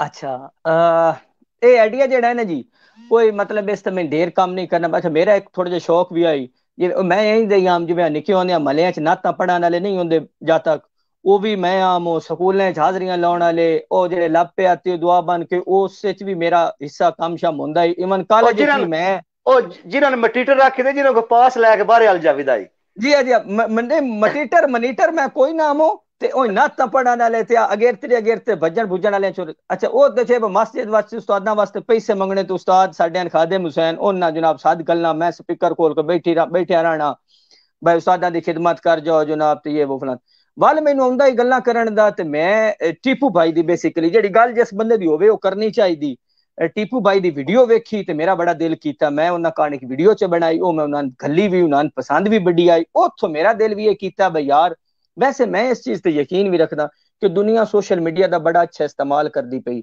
ਇੰਡੀਆ ਦੇ ਵਿੱਚ ਅਗਰ ਤੁਸੀਂ ਵੇਖੋ ਤੇ ਹਰ ਬੰਦਾ ਯੂਟਿਊਬਰ ਹੈ, ਹਰ ਦੂਜਾ ਬੰਦਾ ਫੇਸਬੁੱਕ ਦਾ ਪੇਜ ਚਲਾਉਂਦਾ ਪਿਆ, ਉਹਦੀ ਵਜ੍ਹਾ ਕਿ ਉਹ ਕਮਾ ਰਹੇ ਨੇ ਇਸ ਤੋਂ ਔਰ ਆਪਣੇ ਮੁਲਕ ਚ ਲਿਆ ਰਹੇ ਹਨ ਉਹ ਖੁਦ ਰੋਜ਼ਗਾਰ। ਸਾਨੂੰ ਵੀ ਇਹ ਕਰਨਾ ਚਾਹੀਦਾ ਤੇ ਮੈਂ ਵੀ ਇਹ ਸੋਚਿਆ ਕਿ ਯਾਰ ਕਿਉਂ ਨਾ ਮੈਂ ਵੀ ਇਸ ਚੀਜ਼ ਤੇ ਅਬਜ਼ਰਵੇਸ਼ਨਾਂ ਮੇਰੀਆਂ ਵੱਡੀਆਂ ਹੁੰਦੀਆਂ ਹਨ ਜਿਹੜੀਆਂ ਮੈਂ ਤੁਹਾਡੇ ਭਰਾਵਾਂ ਸਾਰਿਆਂ ਨਾਲ ਵੀਡੀਓ ਦੱਸਦਾ ਰਹਿਣਾ। ਤੇ ਉਸ ਤੋਂ ਬਾਅਦ ਸ਼ੌਕ ਮੈਨੂੰ ਇਹ ਆਈ ਕਿ ਮੈਂ ਟੀਚਰ ਲੱਗਾ। ਹੁਣ ਮੋੜੇ ਮੈਨੂੰ ਅੱਲਾ ਫੇਸਬੁੱਕ ਵਾਲਾ ਸਿਲਸਿਲਾ ਦਿੱਤਾ ਜਿੱਥੇ ਭਰਾਵਾਂ ਨਾਲ ਬਹਿ ਕੇ ਗੱਲਾਂ ਕਰਦਾ ਰਿਹਾ। ਹੁਣ ਤੇ ਪ੍ਰੋਫੈਸਰ ਲੱਗ ਗਏ ਹੋ ਨਾ? ਹੁਣ ਤੇ ਪ੍ਰੋਫੈਸਰ ਨਹੀਂ ਹੁਣ ਮੈਂ ਉਤੇਰੇ ਰਿਟਾਇਰ ਪ੍ਰੋਫੈਸਰਾਂ ਨਹੀਂ ਕੰਮ ਟਿਊਸ਼ਨਾਂ ਪੜਾਉਣ ਵਾਲੇ। ਅੱਛਾ ਅੱਛਾ ਹਾਂ ਅੱਛਾ ਇੱਕ ਜੱਦੀ ਤਾਰਾ ਰੱਖਦੇ ਪੈਣ ਕਿ ਜੀ ਜੀਓ ਜ਼ਿਲੇ ਭਾਈ ਜੀ। ਥੈਂਕ ਯੂ ਵੈਰੀ ਮਚ ਤਾਰਿਕ ਸਾਹਿਬ, ਬਹੁਤ ਸ਼ੁਕਰੀਆ ਜਨਾਬ, ਤੁਹਾਡੀਆਂ ਮੁਹੱਬਤਾਂ ਨੇ, ਤੁਹਾਡੇ ਪਿਆਰ ਨੇ। ਅੱਛਾ ਉਸ ਤੋਂ ਬਾਅਦ ਤੁਸੀਂ ਇੱਕ ਜ਼ਿਕਰ ਕੀਤਾ ਟੀਪੂ ਰਾਂਝਾ ਸਾਹਿਬ ਦਾ, ਠੀਕ ਹੈ ਜਨਾਬ। ਟੀਪੂ ਰਾਂਝਾ ਸਾਹਿਬ ਸਾਡੇ ਭਾਈ ਨੇ, ਸਾਡੇ ਮੰਡੀ ਬਹੁਦੀਨ ਦਾ ਫਖਰ ਨੇ। ਭਾਈ ਡੰਗੀ ਨਹੀਂ ਲਾਣੀ, ਇੱਕ ਜ਼ਹੀਰ ਅब्बास महस ਪੁੱਛਦਾ ਭਾਈ ਜੀ ਡੰਕੀ ਲਗਾਏ ਜਾਂ ਨਾ ਲਗਾਏ। ਭਾਈ ਜੇ ਲਾਣੀ ਹੈ ਤੇ ਤੇਰੀ ਆਪਣੀ ਮਰਜ਼ੀ, ਅਗਲਾ ਦੱਸਦਾ ਬੱਚਣ ਦੇ ਘੱਟ ਚਾਂਸਸ ਹੈ, ਲਿਤਰੋ ਲਿਤਰੀ ਰਾਜ ਵੱਡੀ ਹੁੰਦੀ ਹੈ, ਲਿਹਾਜ਼ਾ ਕਾਈ ਜ਼ਰੂਰਤ ਨਹੀਂ ਆਪਣੇ ਮੁਲਕ ਚ ਠੀਕ ਸੇ ਜੀ ਭਾਈ ਜਾਨ। ਹਾਂਜੀ ਅੱਛਾ ਟੀਪੂ ਸਾਹਿਬ ਦੀ ਗੱਲ ਪਈ ਹੁੰਦੀ ਸੀ। ਟੀਪੂ ਰਾਂਝਾ ਸਾਹਿਬ ਜਨਾਬ ਸਾਡੀ ਸ਼ਾਨ ਨੇ, ਸਾਡਾ ਫਖਰ ਨੇ, ਮੰਡੀ ਬਹੁਦੀਨ ਦੀ ਪਹਿਚਾਣ ਨੇ ਔਰ ਸਾਡੀ ਖਾਸ ਕਰਕੇ ਯੰਗ ਜਨਰੇਸ਼ਨ ਵਾਸਤੇ ਇੱਕ ਰੋਲ ਮਾਡਲ ਨੇ। यानी कि सोशल मीडिया सारे इस्तेमाल करने, गाने सुने, नातां सुनियां, जनाब टिकटॉक वेखी पई जिदा कोई फायदा नहीं होता, ठीक है जी, जी। उस बंदे ने यंग जनरेशन नो और खास करके सोशल मीडिया ने एक नवा ट्रेंड दिता है। और सब तो वड्डी गल और जिहड़ी प्यारी गल मैनूं लगदी रांझा साहब दी ओह है कि उन्हां अपनी मां बोली नूं प्रमोट कीता है। ठीक है जनाब, ठीक है, मां बोली नूं प्रमोट किया है, पूरी दुनिया में यूरोप च प्रमोट किया है। और दूजी एक और गल मैं सवाल पे आउंदा सी, अच्छा तुसी अली रज़ा साहब एक और गल दसोगा, हर बंदे दे गोल होंदे ना, मतलब उस गोल अपना सैट कीते होंदा है, ठीक है जी, एक टारगेट सैट कीते होंदा है कि मैं इस चीज नूं इत्थों तक लेके जाना जी। तुसां की अपना टारगेट सैट कीते है, गोल की सैट कीते है कि through social media, through Facebook live या अपनी वीडियोस या अपने जेडे पैगामात ख्यालात ने इन कित्थे ले जाना चाहते हो? मैं एक भाई का जवाब देना, बड़ा सोहना कमेंट उस कीता, पढ़ना कोई नहीं ते MS साकी बिल्कुल ठीक है इसे तो जनाब असी आपे भी तुसी हां बस ठीक है, इत्थे गल अंदर ही रखिए। भाई जिले बड़ा सोहना तुहाडा सवाल है कि की फ्यूचर वेखदे पे असी। अच्छा मैं ये गल दसां बई ए मैं ते वेखदा पे कि इंशाल्लाह मैं इसनूं कोई नहीं छड़ना, इनू प्रमोट करसां, इस चीज नूं जितना अगे लै गए उसे लै विसां और ਇਹਦੇ ਵਿੱਚ ਜਿਹੜਾ ਸਾਡਾ ਕੰਟੈਂਟ ਹੈ ਉਸ ਨੂੰ ਵਾਈਡ ਕਰਦੇ ਵਿਸਾਂ, ਫੈਲਾਉਂਦੇ ਵਿਸਾਂਗੇ। ਇੰਟਰਵਿਊ ਵਾਲਾ ਜਿਹੜਾ ਮੈਨੂੰ ਬੜਾ ਇੱਕ ਬਿਹਤਰੀਨ ਮੇਰਾ ਕਨਸੈਪਟ ਹੈ, ਮੈਂ ਇਨਸ਼ਾਅੱਲਾ ਲੋਕਾਂ ਦੇ ਇੰਟਰਵਿਊ ਕਰਸਾਂਗਾ, ਬਿਹਤਰੀਨ ਲੋਕਾਂ ਦੇ ਜਿਹੜੇ ਬਿਜ਼ਨਸਮੈਨ ਹਨ ਉਹਨਾਂ ਦੇ ਤਜਰਬੇ, ਉਹਨਾਂ ਦੇ ਬਿਜ਼ਨਸ ਦੇ ਤਰੀਕੇ ਲੋਕਾਂ ਨਾਲ ਸ਼ੇਅਰ ਕਰਸਾਂ, ਜ਼ਿਮੀਂਦਾਰਾਂ ਨਾਲ ਅੱਗੇ ਜਾ ਕੇ ਇੰਟਰਵਿਊ ਕਰਸਾਂ ਇਨਸ਼ਾਅੱਲਾ ਬਾय ਫੇਸ। ਔਰ ਉਸ ਤੋਂ ਬਾਅਦ ਆਪਣਾ YouTube ਚੈਨਲ ਪ੍ਰਮੋਟ ਕਰਸਾਂ। ਅਰਨਿੰਗ ਜਿਹੜੀ ਮੇਰੀ ਇਹ ਜ਼ਿਲੇ ਭਾਈਓ ਸ਼ਾਇਦ ਤੁਸੀਂ ਆਖੋ ਬਈ ਯਾਰ ਅਲੀ ਮੈਨੂੰ ਖੈਰ ਇਹ ਗੱਲ ਜੇ ਨਹੀਂ ਕਰਨੀ ਚਾਹੀਦੀ, ਅੱਲਾ ਇਨਸ਼ਾਅੱਲਾ, ਕਿਉਂਕਿ ਮੈਨੂੰ ਉਮੀਦ मैं बड़ी रख लेना ठाओ अल्लाह दी जात और मेरी मालिक ने पूरी भी बड़ियां कीतियां। इस इंशाअल्लाह जो कोई साडे कोल होया, मेरे पिंड एक मैं एक सिलसिला शुरू कीता है सहारा वेलफेयर ट्रस्ट दे नां तो, वो है सिर्फ मेरे पिंड ते, है सिर्फ मेरे पिंड माशाअल्लाह जिंदाबाद। ओदे च मैं शुरू कीता है जी को पिछले 5-1 साल तो बल्कि ज्यादा तो, क्योंकि मैनूं शौक है जेड़ा को बंदा मेरे आखण को गरीबड़ा हुंदा है, मैं बाहर दे पिंडें जाके जिन पता हुंदा है ना मैनूं फलाना कोई नौकरी ते या जिम्मेदार ते वो जल को मिन्नत तरला करके 500,000 लिया के तो जितनी हो सकती لیکن ہوں اس سلسلے جہاں نے میں انشاءاللہ جی وائڈ کرنا ہے اس انشاءاللہ سلسلے کافی ودا بھی لیا میرے نال کچھ بیلی اور بھی رل گئے تے انشاءاللہ اے جڑا سلسلہ نہیں اے سپورٹ کر سیں گے انشاءاللہ سہارا گروپ نو تے بس کام ساری گل ہی بھائی جی اللہ علی. اچھا ہن تہاڈی گلے وچ ایک اور گل نکل آئی ہے نا ٹھیک ہے. اچھا گل بھائی جان عموماً نا کئی واری میرا ایک دوست سی پیچھے سپین اودے نال میری گل پی ہوندی ہے تہاڈے والی یہ گل اس میں نہ کیتی اس آکھیا انج جے کھپدا رہنا ہے فیس بک تے ویڈیو بناندا رہنا ہے کوئی چوالی ہوندی بھی ہے. میں کہ جی اچھا میں انہاں آکھیا پہلے نمبر تے میں آکھیا پہلی گل تے بھائی جان میں چوانیاں واسطے ویڈیو بناوندا بھی نہیں ایک مکھی ٹھیک ہے میرا شوق ہے لوکاں نال جڑا نا بندہ اودی رابطے وچ رہندا ہے دوستاں نال ٹھیک ہے لوگ دوست بندے نے بندے دے خیالات جڑے نے ایکسچینج ہوندے نے اودی ٹھیک ہے. اچھا اس آکھیا ہاں میں تاں ہی نا مطلب میرے ذہن چ آوندا ہے یوٹیوب پیسے دیندی ہے تے ترلے لیندے ہوندے نے پے please share and like my video and comments ٹھیک ہے. اچھا گل سننے والی ہے بھائی جی ٹھہر جاؤ. اچھا میں جڑے ساڈے جتنے بھی ناظرین نہیں میرے دوست بھرا ویر نکے وڈے ساریاں نال ایک نہ ایک میں گل کروں ہاں جڑی ہن علی رضا صاحب تسی گل کیتی ہے نا بس سارا ویلفیئر فاؤنڈیشن تسی اپنے پنڈ بنائی ہے ٹھیک ہے جناب ماشاءاللہ جزاک اللہ بہت وڈی کاز ہے ٹھیک ہے. ساڈے ہر نوجوان دے اندر ایندا جذبہ ہونا چاہیے فلائی اور رفائی کماں دا ٹھیک ہے جناب. دیکھو نا ایک تو گول سیٹ کیتے ہے کہ جیڑی میری یوٹیوب دی ارننگ ہوے دی او میں اپنی ویلفیئر فاؤنڈیشن نوں دیاں دا اور غریباں مسکیناں یتیماں دے کم آوے ٹھیک ہے جناب. اچھا او دے وچ گزارش ہے سارے ناظرین اگے سارے بھراواں اگے بھی تواڈے ایک لائک کرن نال کوئی فرق نہیں پوندا ٹھیک ہے. تواڈے ایک دیکھو نا ایک چنگی چیز ہوندی تے لائک تے تاں ہی کردے ہو ٹھیک ہے. تواڈے ایک شیئر کرنے نال یا 5-4 منٹ دا ایک کلپ ہوندا ہے ٹھیک ہے او دے نال ساڈا مطلب ایک واچ ٹائم اکاؤنٹ کر دین علی رضا صاحب یوٹیوب والے بھائی اتنا واچ ٹائم ہونا چاہیے ٹھیک ہے. اچھا او دے نال جے 3-4 منٹ دی ویڈیو ہوندی ہے اور اودے وچ قیمتی گلاں ہوندیاں نے اودے وچ مطلب اور گل کوئی نہیں ہوندی پوائنٹاں والیاں گلاں ہوندیاں جے 4 گانے سننے ہیں جناب علی فیس بک ڈھونڈ رہنے ہیں ساری دیہاڑی لیا ادلیاں شہی 4 منٹ دا کلپ ہوندا ہے ٹھیک ہے. اے میری سمجھو کہ گزارش بھی ہے کاز تواڈے ذہن چ ہے نا سارا ویلفیئر والا نظر اوتھے رکھنی ہے ساریاں ٹھیک ہے. صرف ذہن چ رکھنی کہ اسی علی رضا نوں سپورٹ نہیں کردے پے ٹھیک ہے اسی سہارا ویلفیئر فاؤنڈیشن نوں سپورٹ پہ کرنے ہیں ٹھیک ہے. تواڈے ایک شیئر نال تواڈے ایک ویو نال تواڈی ایک جناب علی 4 منٹ دی ویڈیو ویکھن نال ایک او جڑا کاز ہے نا اون بہت زیادہ فائدہ پہنچے دا ٹھیک ہے. یہ اساں کوئی ترلا نہیں کوئی منت نہیں کوئی وہ نہیں ویکھو نا کام کر جڑا بندہ کردا ہے نا ایک کنٹینٹ تیار کردا ہے تواڈے سامنے پیش کردا ہے ٹھیک ہے اودی اودے تے محنت ہوندی ہے اودے تے ٹائم لگیا ہوندا ہے ٹھیک ہے. اور پھر اودے نال جویں زمیندار نہیں اپنی فصل نال امید ہوندی کہ میری دی منجی چنگی ہونی ہے میری دی کنک چنگی ہونی ہے اسی طرح جڑا بندہ کریٹر ہوندا ہے نا انہاں اپنی کریشن نال یہ امید ہوندی کہ میں جڑی چیز کریٹ دتی ہے میرے کوئی بیک دے دی ٹھیک ہے جناب. بالکل یہ گزارش سی میرے سارے بھراواں جی بالکل اچھی گل ہے. اور ضلع بھائی میں ایک اگر سیریس موڈ گل کراں نا تے ویکھو میں جس علاقے نال تعلق رکھنا اوتھے فیس بک دا اس طرح پیج بنانا آفیشیل یا یوٹیوب بالکل ہے ہی کوئی نہ کوئی ایک ادھا لڑکا ہے وہ بھی میں اگلے دن پتہ لگا بھی او کردا پیا کام اور وہ بڑا ڈیفرنٹ ٹائپ دا کردا پیا. ساڈے کول چونکہ جس بندے بھی پہلی واری یہ کام شروع کرنا ہے ظاہر ہے اس نو جڑا ہے او تنقید دا سامنا تا کرنا ہی ہے. اور مڑ میں کیونکہ میرا لکا چھپا کچھ بھی نہیں کسے تو اور اللہ دا بڑا شکر ہے پہلے دن تو میرے جے بندے مڑ تنقید لوگ جڑے او ڈھیر سوکھی کر لیندے نو دی وجہ ہے کہ بڑا کو تسی آپ سمجھے پے نیگیٹیوٹی ہے نا بھائی جان نیگیٹیوٹی ہے ساڈے معاشرے لگیا وی ضلع بھائی تھوڑا جا جھٹ لگدا تے کنا تنقید ایویں راہ ویندا بندہ بھی کر لیندا وی اس او والی گل جڑی بہرحال جانا کوئی نہیں ہوندا بالی کردے نے میں گل صرف یہ کرتا پیا کہ جی اسی اس ٹرینڈ نو چینج کرنا ہے. میرا کام یہ ہے کہ میں ایٹ لیسٹ جیڑا میں آ گیا سوشل میڈیا تے اپنے علاقے چ ہور بندے ہوسن گے اپنے اپنے کنٹینٹ دسن او اپنے کنٹ پیسے کمے سن اپنے اپنے آپ نو یوز کر سن گے پاکستان وچ پیسہ اسی او اپنے گھر نو سپورٹ کر سکدے ہیں اپنے کسی بھی اچھے کام واسطے لا سکدے ہیں. کوئی پارٹ ٹائم کام ہے اور پارٹ ٹائم کام ہے. قطع کلامی معاف تہاڈی میں ایک اور چیز ایڈ کرنا چاہنا میں پیچھے جا میرا ایک دوست ہے مطلب دوست ساڈے بھرا نے ساڈے ویور جڑے مطلب ساڈے فالوور یا ویور جڑے نے اس میں ایک پرائیویٹ میسج کیتا او میں نندا ہے گل سن میری بٹ ٹیپو راجا جو ویڈیو بناندا ہے ٹھیک ہے تساں مطلب اس میرا میں ڈائریکٹ آ کے اس آ کے تساں اپنی نویں دکان کھول لئی نال ٹھیک ہے او تے یقین کوئی نہ ہے ठीक है या मतलब की गल है मैं उन्हें आख्या भाईजान मेरे को तुहाडी गल्ले दा इक्को जवाब है तुसा समझना आया समझ लवे ना समझना आया तुहाडी अपनी मर्जी मैं आख्या बाजार जाने आ ठीक है ਅਸੀਂ ਆਪਣਾ ਮੰਡੀ ਬਹੁਦੀਨ ਸ਼ਹਿਰ ਸਾਡਾ ਉੱਥੇ ਬਾਜ਼ਾਰ ਜਾਂਦੇ ਆ ਭਾਈਜਾਨ ਠੀਕ ਹੈ ਜੁੱਤੀਆਂ ਦੀਆਂ 10 ਦੁਕਾਨਾਂ ਹੁੰਦੀਆਂ ਬਾਟਾ ਸਰਵਿਸ ਪ੍ਰਾਈਮ ਇੰਗਲਿਸ਼ ਫਲਾਣੀ ਜਨਾਬ ਠੀਕ ਹੈ ਕੱਪੜਿਆਂ ਦੀਆਂ 10 ਦੁਕਾਨਾਂ ਹੁੰਦੀਆਂ ਸਹੀ ਹੈ ਇੱਕ ਹੀ ਤੋਂ ਵੈਰਾਈਟੀ ਚੈੱਕ ਕਰਨੇ ਆ ਠੀਕ ਹੈ ਅਬਾ ਪੁੱਛਨੇ ਆ ਕੀ ਇਹ ਦੂਜੀ ਤੇ ਟੁਰ ਜਾਂਦੇ ਆ ਉੱਥੋਂ ਕਪੜਾ ਵੇਖਨੇ ਆ ਕੁਆਲਿਟੀ ਵੇਖਨੇ ਆ ਜਨਾਬ ਕਿਸੇ ਚੰਗੀ ਥਾਂੋਂ ਅਸੀਂ ਖਰੀਦ ਲੈਂਦੇ ਆ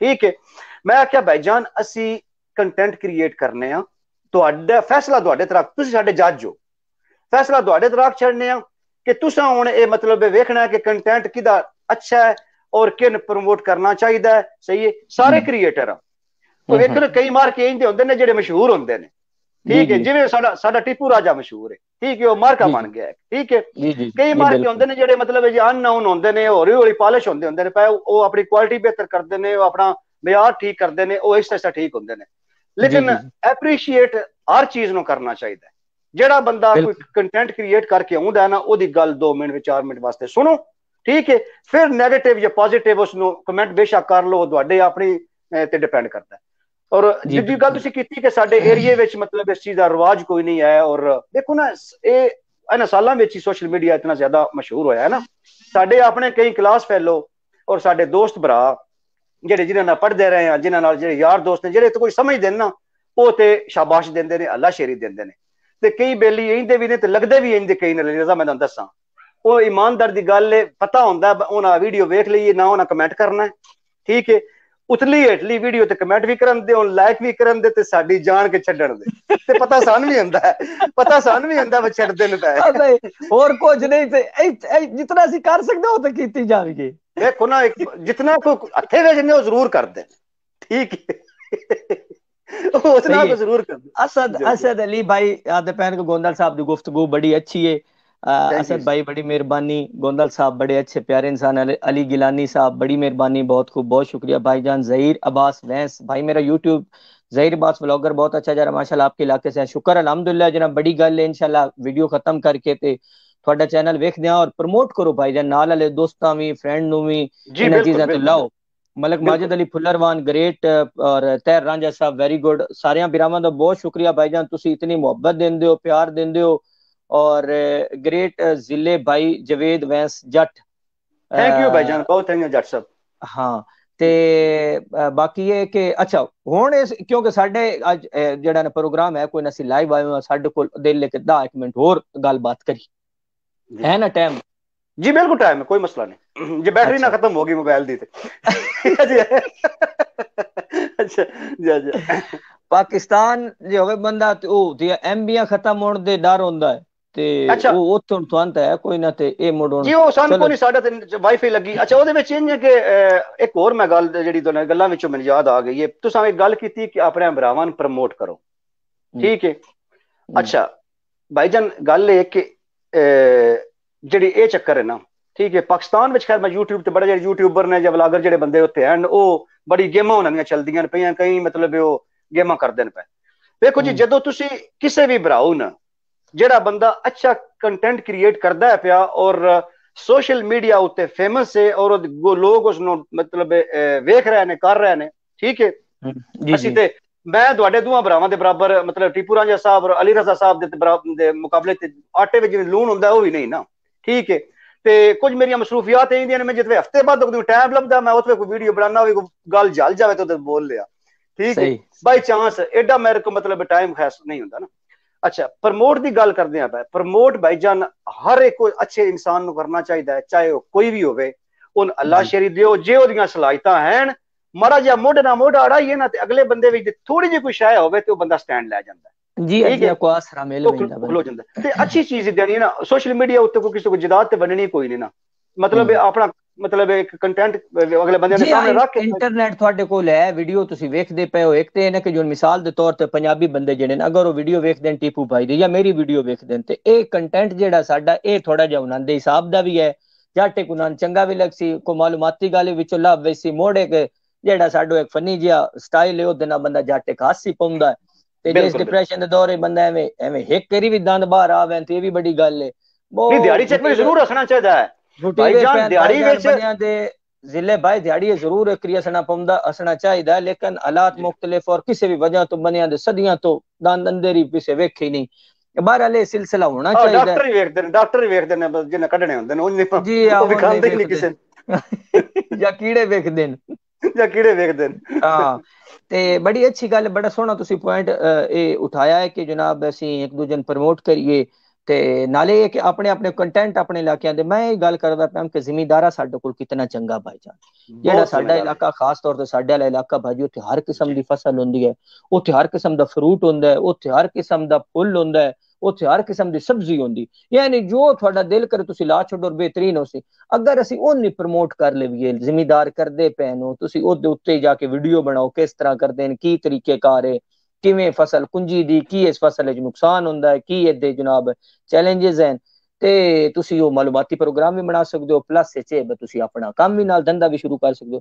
ਲੇਕਿਨ ਉਹਦਾ ਤਾਂ ਕਹਿਣਾ ਨਹੀਂ ਭਾਈਜਾਨ, ਉਹਦੇ ਕਰਨ ਵਾਸਤੇ ਸੋਚਣਾ ਪੈਂਦਾ ਹੈ, ਥੋੜਾ ਜਿਹਾ ਹੌਸਲਾ ਰੱਖਣਾ ਪੈਂਦਾ। ਆਹ ਕੰਮ ਸੌਖਾ ਹੈ ਜ਼ਿਲੇ ਭਾਈ ਬਜੇੜਾ ਹੁਣ ਇਸੇ ਕੰਮ ਸ਼ੁਰੂ ਕੀਤੇ ਹੋਏ ਖਾਮ ਖਾ ਇਹ ਕੰਮ ਕੋਈ ਵੀ ਜਿਹੜਾ ਹੈ ਨਾ ਉਹ ਭਾਈਜਾਨ ਸੌਖਾ ਨਹੀਂ ਹੁੰਦਾ। ਹੁਣ ਜਿਹੜਾ ਕੰਮ ਤੁਸੀਂ ਤੇ ਮੈਂ ਹੁਣ ਅਸੀਂ ਗੱਪ ਲਾਉਂਦੇ ਆ ਨਾ, ਇਹਦੇ ਵਾਸਤੇ ਵੀ ਪਹਿਲਾਂ ਸਾਨੂੰ ਅਰੇਂਜਮੈਂਟ ਕਰਨਾ ਪਿਆ। ਇੰਝ ਗੱਲ ਹੈ, ਇੱਕ ਤੇ ਟਾਈਮ ਸਭ ਤੋਂ ਵੱਡਾ ਅਰੇਂਜਮੈਂਟ ਹੈ, ਉਸ ਤੋਂ ਬਾਅਦ ਜਨਾਬ ਅਲੀ ਹੋਰ 100 ਸੈਟਅਪ ਹੁੰਦੇ ਨੇ, ਕੈਮਰਾ ਬੈਠੇ ਆ, ਟਾਈਮ ਦਿੰਦੇ ਆ, ਗੱਲਾਂ ਪੈ ਕਰਨੇ ਆ, ਇੰਜ ਤੇ ਨਹੀਂ ਹਵਾਓ ਵਿੱਚ ਬਕਾਰੇ ਕੀਤੀ ਹੁੰਦੇ, ਮਤਲਬ ਗੱਲ ਕਿਸੇ ਟਾਪਿਕ ਦੀ ਗੱਲ ਪੈ ਕਰਨੇ ਆ ਨਾ, ਠੀਕ ਹੈ। ਅਸਲ ਗੱਲ ਇਹ ਹੁੰਦੀ ਹੈ, ਵੇਖੋ ਜੀ ਹੁਣ ਜੇ ਤੁਸੀਂ ਗੱਲ ਕੀਤੀ ਨਾ, ਹੁਣ ਡਿਸਟ੍ਰਿਕਟ ਸਰਗੋਦਾ ਪਾਕਿਸਤਾਨ ਦਾ ਜ਼ਰਖੇਜ਼ ਤਰੀਨ ਇਲਾਕਾ ਹੈ, ਉੱਥੇ ਕਿੰਨੂ ਪੂਰੀ ਦੁਨੀਆ ਵਿੱਚ ਮਸ਼ਹੂਰ ਹੈ, ਠੀਕ ਹੈ ਜਨਾਬ। ਔਰ ਸਾਡੇ ਮੰਡੀ ਬਾਉਦੀਨ ਦਾ ਸੇਮ ਉਹੀ ਜ਼ਮੀਨ ਹੈ ਜਨਾਬ, ਉੱਥੇ ਵੀ ਬਾਗ ਹੁੰਦੇ ਨੇ, ਉੱਥੇ ਕਣਕ ਮੁੰਜੀ ਵੀ ਹੁੰਦੀ ਹੈ, ਬੜੀ ਨੈਚੁਰਲ ਬਿਊਟੀ ਹੈ ਉੱਥੇ। ਵੀਡੀਓ ਸੋਹਣੀਆਂ ਸੋਹਣੀਆਂ ਜੇ ਤੁਸੀਂ ਪਹਿਲੇ ਬਣਾਉਣ, ਆਪਣਾ ਵਸੇਬ ਆਪਣਾ ਕਲਚਰ ਵਿਖਾਣ, ਠੀਕ ਹੈ, ਆਪ ਲੋਕਾਂ ਨੂੰ ਬਾਹਰ ਸਹੀ ਹੈ। ਔਰ ਯਕੀਨ ਜਾਣੋ ਸਾਡੇ ਇਲਾਕੇ ਦੇ ਜਿਹੜੇ ਜ਼ਿਮੀਂਦਾਰ ਹਨ ਮਾਸ਼ਾਅੱਲਾ, ਘੋੜ ਸਵਾਰ ਇਤਨਾ ਜ਼ਬਰਦਸਤ ਨਸਲ ਦੇ ਘੋੜੇ ਰੱਖਿਓ, ਨੇਜ਼ਾਬਾਜ਼ ਚੰਗੇ ਪਲੇਅਰ, ਔਰ ਕਬੂਤਰ ਜਨਾਬ ਬਿਹਤਰੀਨ ਨਸਲਾਂ ਦੇ, ਕੁੱਕੜ ਬਿਹਤਰੀਨ ਨਸਲਾਂ ਦੇ, ਕੁੱਤੇ ਐਸੀ ਐਸੀ ਨਸਲ ਦੇ। ਗੱਲ ਕਰਨ ਦਾ ਮਕਸਦ ਹੈ ਵੀ ਇਸ ਕਿਸੇ ਵੀ ਚੀਜ਼ ਨੂੰ ਪਕੜ ਕੇ ਬੰਦਾ, ਔਰ ਦੁਨੀਆ ਕਰਦੀ ਪਈ, ਔਰ ਦੁਨੀਆ ਇਸ ਨੂੰ ਕਰਦੀ ਪਈ, ਦੁਨੀਆ ਵਿਖਾ ਰਹੀ ਲੋਕਾਂ, ਲੋਕ ਵੇਖੀ ਜਾ ਰਹੇ ਹਨ, ਔਰ ਲੋਕ ਇਸ ਤੋਂ ਕਮਾ ਵੀ ਰਹੇ ਹਨ, ਆਪਣੇ ਸ਼ੌਕ ਨੂੰ ਵੀ ਪਬਲਿਸ਼ ਕਰਦੇ ਪਏ। ਜੀ ਬਿਲਕੁਲ, ਨਾਲੇ ਪ੍ਰਮੋਸ਼ਨ ਹੁੰਦੀ ਨਾ ਆਪਣੇ ਇਲਾਕੇ ਦੀ। ਹੁਣ ਤੁਸੀਂ ਮਿਸਾਲ ਦੇ ਤੌਰ ਤੇ ਬਾਰ-ਬਾਰ ਹੁਣ ਅਸੀਂ ਗੱਲ ਪੈ ਕਰਨੇ ਆ, ਹੁਣ ਟੀਪੂ ਦੀ ਗੱਲ ਕਰਨੇ ਆ, ਟੀਪੂ ਰਾਂਝਾ ਸਾਹਿਬ ਦੀ, ਠੀਕ ਹੈ। ਟੀਪੂ ਸਾਹਿਬ ਯਾਨੀ ਕਿ ਮੰਡੀ ਬਾਉਦੀਨ ਨੂੰ, ਚਲੋ ਅੱਗੇ ਵੀ ਮਾਸ਼ਾਅੱਲਾ ਮੰਡੀ ਬਾਉਦੀਨ ਮਸ਼ਹੂਰ ਸੀ, ਲੇਕਿਨ ਮੰਡੀ ਬਾਉਦੀਨ ਨੂੰ ਹੋਰ ਚਮਕਾਇਆ ਹੈ, ਇੱਕ ਨਾਂ ਦੁਨੀਆ ਵਿੱਚ ਬਣਾਇਆ ਹੈ ਆਪਣੇ ਸਟਾਈਲ ਤੋਂ। ਤੁਸੀਂ ਉਹ ਮਾਸ਼ਾਅੱਲਾ ਸਰਗੋਦਾ ਨਾਲ ਤੁਸੀਂ ਆਪਣਾ ਲਿਖਿਆ, ਅਲੀ ਰਜ਼ਾ ਸਰਗੋਦਾ, ਆਪਣੇ ਜ਼ਿਲ੍ਹੇ ਨੂੰ, ਆਪਣੇ ਡਿਸਟ੍ਰਿਕਟ ਨੂੰ, ਆਪਣੇ ਇਲਾਕੇ ਨੂੰ ਪ੍ਰਮੋਟ ਕਰਦੇ ਹੋ, ਠੀਕ ਹੈ। ਇਸੇ ਤਰ੍ਹਾਂ ਸਾਡੇ ਉਹ ਭਰਾ ਜਿਹੜੇ ਪਾਕਿਸਤਾਨ ਨੇ, ਠੀਕ ਹੈ, ਉਹ ਇੰਨੀਆਂ ਚੀਜ਼ਾਂ ਵਿਖਾਣ, ਜਿਵੇਂ ਘੋੜਿਆਂ ਦੇ ਮਤਲਬ ਹੁੰਦੇ ਨੇ, ਨੇਜ਼ਾਬਾਜ਼ੀ ਹੁੰਦੀ ਹੈ, ਨੇਜ਼ਾਬਾਜ਼ੀ ਹੁੰਦੀ ਹੈ, ਉਸ ਤੋਂ ਬਾਅਦ ਕੁੱਤਿਆਂ ਦੀਆਂ ਰੇਸਾਂ ਹੁੰਦੀਆਂ ਨੇ, ਦਾਂਦਾਂ ਦੀਆਂ ਰੇਸਾਂ ਹੁੰਦੀਆਂ ਨੇ, ਕਬੂਤਰਾਂ ਦੀਆਂ ਬਾਜ਼ੀਆਂ ਹੁੰਦੀਆਂ ਨੇ, ਉਹਨਾਂ ਚੀਜ਼ਾਂ ਤੇ ਬਣਾਉਣ, ਬਾਹਰ ਜ਼ਿਮੀਂਦਾਰੇ ਉੱਤੇ ਬਣਾਉਣ, ਠੀਕ ਹੈ। ਤੇ ਥੋੜਾ ਜਿਹਾ ਕਮੈਂਟ ਮੈਂ ਪੜ੍ਹ ਲਵਾਂ ਜ਼ਿਲੇ ਭਾਈ ਨਵਾਜ਼ ਭਾਈ ਆਦਨ ਕੋ ਸੋਹਣੀਆਂ ਗੱਲਾਂ ਤੇ ਹਕੀਕਤ ਮਬਨੀ ਭਾਈ ਜ਼ਿਲੇ ਦੀਆਂ ਭਾई। हाँ जी, उस तो बाद अब्दुल क़य्यूम आदन के इलाके के बेरोजगार लोगों को अपने पाँव पर खड़ा करना हमारा मिशन, सहारा बने फाउंडेशन की जानब से इलाके के बेरोजगार, बिल्कुल ही फाउंडेशन होनी चाहिए और इस दे नाल एक दूजे नाल जुड़ना चाहिए। वधिया मैसेज मलक अमजद अली फुल्लरवान, बड़ी मेहरबानी। उस तो बाद जनाब राजा हसन आदन जी स्पेशल बैंकर का खासा निकल पड़े तो जी। मोहम्मद इजाज आजम बलोच, हेलो। हमजा गोंदल, अली रजा भाई क्या हाल है? बिल्कुल खैरी जनाब। सलाम भाई, वालेकुम सलाम। तैर जहूर गोंदल साहब माशाल्लाह। अमजद अली फुल्लरवान तुसी ग्रेट हो प्यारे भाईजान, बड़ी मेहरबानी जी। गोंदल साहब साडे दिल दी गल कीती जे। नवाज साहब जिले भाई आप जर्मनी में क्या करते हैं? जी भाईजान जर्मनी च सर मैं मजदूरी करदा जे, ठीक है, फैक्ट्री विच काम करदा जे, 8 घंटे ड्यूटी करना, सही है। मजदूर बंदा आम, कोई वो नहीं है, कोई हैंकी फैंकी नहीं। जर्मनी का दूर है हैंकी फैंकी भाई गल है ना, काम करना ही भाई जी वधिया काम है। काम जेड़ा भी गल है करो ते हर शला वैसे काम भेड़ाता है, काम ना करना। जी माशाल्लाह जॉब अच्छी है, अच्छी कंपनी विच चंगे पैसे दिंदे ने पे, ठीक है, सैटिस्फाई है। अच्छा जी, कैसर अब्बास अखदन के जी अली भाई बहुत खूबसूरत बोल दो, बड़ी मेहरबानी भाईजान, बहुत शुक्रिया। कसवर अब्बास, सॉरी भाईजान ना गलत पर कैसर इकबाल रांझा साहब माशा, कसवर अब्बास जी जी बिल्कुल। मलिक जरगाम ملک زیگم واس کھوکھر دل بنا کے گلیا 4 گلے 2 تسی رکھ لو 2 میں رکھ لینا. عمران خان سلام بھائی. آصف ویری گڈ جی. ہارون خضر بڑی مہربانی بھائی جان. اور ملک اشفاق احمد اوان. اچھا کنا چھوڑا دی بڑی ترکھی عادت نہ پڑھنے ٹھو ٹھو نہ دا ویلکم اگو کرنا. میں تے ایڈا ترکھا پڑھیندا ہی نہیں قسم نال. میں تیر برا وچ رہ ویندر بعد مڑ میرے نال لڑدے نے بھائی یار تو ساڈا نا ہی نہیں پڑھیا کہ نا دی بڑی پریکٹس میں ویدوں فیس بک تے ہوندے نا اگوں لائیو تے باجی سٹی اوندے نا ہاتھ وی تے دل وی تے انڈی پائی ہوندی نے. محبت ہے نا سر محبت ہے نا بندیاں دی محبت ہے تے او بندہ رضا تیز نہیں کردا.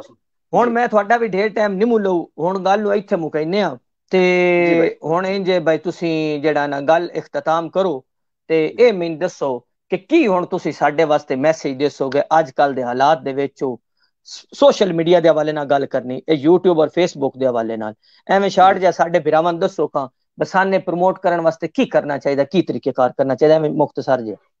جی سب تو پہلی ریکویسٹ ہے کہ سوشل میڈیا کیونکہ لوکاں نال ہی چلدا ہے ٹھیک ہے جس طرح اسی کنٹینٹ کریٹ کر کے لوکاں دے سامنے رکھنے ہاں دوجے بھرا بھی جڑے انٹرسٹڈ ہونے اس چیز وچ جویں اساں ذکر کیتا ہے اپنے پاکستان رہ کے بھی وہ کر سکدے نے اور یہ تو معقول آمدنی بھی کما سکتے ہیں بزی بھی رہن دے اور نیگیٹو چیزاں تو بھی دور رہن دے. ساڈے ملک وچ نشہ بہت زیادہ ہے جڑے لوگ مطلب بے روزگار نے اس چیز وال بھی جاندے نے پے ٹھیک ہے. اگر تسی فیس بک تے انہاں چیزاں وچ انوالو رہو دے تے اس لعنت تو بھی دور رہو دے جھگڑیاں لڑائیاں تو بھی دور رہو دے اور جناب ایک پوزیٹیو تہاڈا ذہن بنیا رہے دا اور انٹرنیٹ نو پوزیٹیو جڑا اس چیز واسطے استعمال کرو نہ کہ نیگیٹو واسطے. اور باقی اینڈ اتے میں یہ بھی آکھاں کہ بھائی جان تعلیم حاصل کرو تعلیم حاصل کر کے اور باقاعدہ جے اگر تسی یورپ بھی ہونا چاہتے ہو تے ڈنکی دی حوصلہ شکنی کرو اور تعلیم حاصل کر کے پراپر طریقے نال اوتے ٹیکنیکل ڈپلومے لے کے آؤ. اور میری سارے بھراواں اگے ریکویسٹ ہے جڑے لوگ خواہش مند نے ایتھے آਉਣ واسطے. جی جی جی بڑی مہربانی ضلع بھائی بڑا خوبصورت گل کیتی ہے ڈنکی لان والے بھراواں واسطے بھی اور سوشل میڈیا والے واسطے بھی. میں تو اپنے سارے بھراواں اینڈ تے یہی کہ سنگیا محبت ونڈو ایک دوجے نال جتنی بھائی جی ونڈ سکدے ہو جتنا پیار ایک دوجے نال کر سکدے ہو بھائی جان اتنا کرو. بڑا نازک جا دور ہے. ہاں جی ضلع بھائی آواز ہوندی پئی وچ ایک کال آ بڑا نازک جا دور ہے اس دے وچ ایک دوجے نال اچھے اخلاق نال پیش ہونا بڑا ضروری. کسے بندے دے بارے اچھے گمان رکھو لوگ تھوڑے بارے اچھے گمان رکھ سن گے. ایک دوجے واسطے چنگا سوچو چنگی سوچ رکھو کچھ بھی نہ تسی اگر کسی دے واسطے کر سکدے تے کم از کم دے واسطے اپنی نیت اچھی ضرور رکھ سکدے ہو. بالکل بالکل 100% بدنیت انسان جیڑا ہے او اج نہیں تے کل ضرور ایکسپوز ہو ویندا معاشرے چو اور لوگ مڑ اس تو نفرت کر دیں لوگ اس تو دوریاں اختیار کر لیندے. بدنیت انسان بد فطرتہ انسان اگر تھوڑے جے دور تھوڑے جے وقت واسطے اگر اپنی اس بد فطرت عادت دے وچ کامیاب ہو بھی ویندا ہے لیکن بڑا جلدی ایکسپوز ہو ویندا ہے اور سارے معاشرے پتہ لگ ویندا ہے کہ اے بندہ جیڑا ہے شدہ انسان ہے اور لوگ اس تو اوائڈ کرنا شروع کر دیندے ہیں. جی ایک دوجے واسطے اچھی نیتاں رکھو ایک دوجے نال پیار نہ ملو. زندگی اتنی زیادہ ہے کوئی نہ مختصر جی کماونا سی اپنے کانے اپنے بالاں کانے عزت اسی ایک دوجے ضرور دینی تے بس اسی طرح محبت دیندے رہو. ضلع بھائی دا بھی ضلع حسنین گوندل آفیشیل پیج ہے اس تے بڑیاں سونیاں گلاں کردے ہیں فنی موڈ دے اندر اس نو بھی لائک کرو فالو کرو. میرا پیج بھی ہے اس نو بھی فالو کرو. اور باقی جناب ساڈی اج دی گفتگو امید ہے تھانوں سارے پسند آئی ہوسی گئی. وسدے رہو تے اپنا بہت سارا خیال رکھو. کرونا دے دناں وچ اپنے نال والےاں دا جویں تسی اتنا زیادہ خیال رکھدے ہو مزید رکھدے رہو. ضلع بھائی آخر تے میں اکثر تسی بھی بھائی جان اپنا خیال رکھو تے جڑے لوگ ہیں انہاں بھی اس معاملے وچ بارہا آگاہ رکھو جتنے پاکستانی ہیں یا پاکستانی نہیں ہیں اس کام تو جڑا کرونا دے وچ اپنا خیال رکھن اپنے بچیاں دا خیال رکھن. تسی بھی وسو آباد رہو پردیس وچ بیٹھے ہو ساڈا فخر ہو پاکستانیاں دا ساڈے ملک دا فخر ہو. اللہ پاک تھانوں اپنے حفظ و امان وچ رکھے سارے. تھینک یو جناب بہت شکریہ بھائی جان بہت شکریہ. اور سارے بھراواں میری طرفوں السلام علیکم. جے کوئی غلطی گستاخی ہوئی ہے ساڈی گفتگو دے دوران تے او دے واسطے معذرت خواں جناب. Thank you very much Ali Raza صاحب تہاڈا بھی سارے بھراواں دا بھی تساں اتنا پیار دیتا ہے ٹائم اسی تہاڈا لیا ہے بہت شکریہ جناب بہت شکریہ جناب بڑی مہربانی. السلام علیکم بھائی جی اوکے جی اللہ حافظ اللہ حافظ.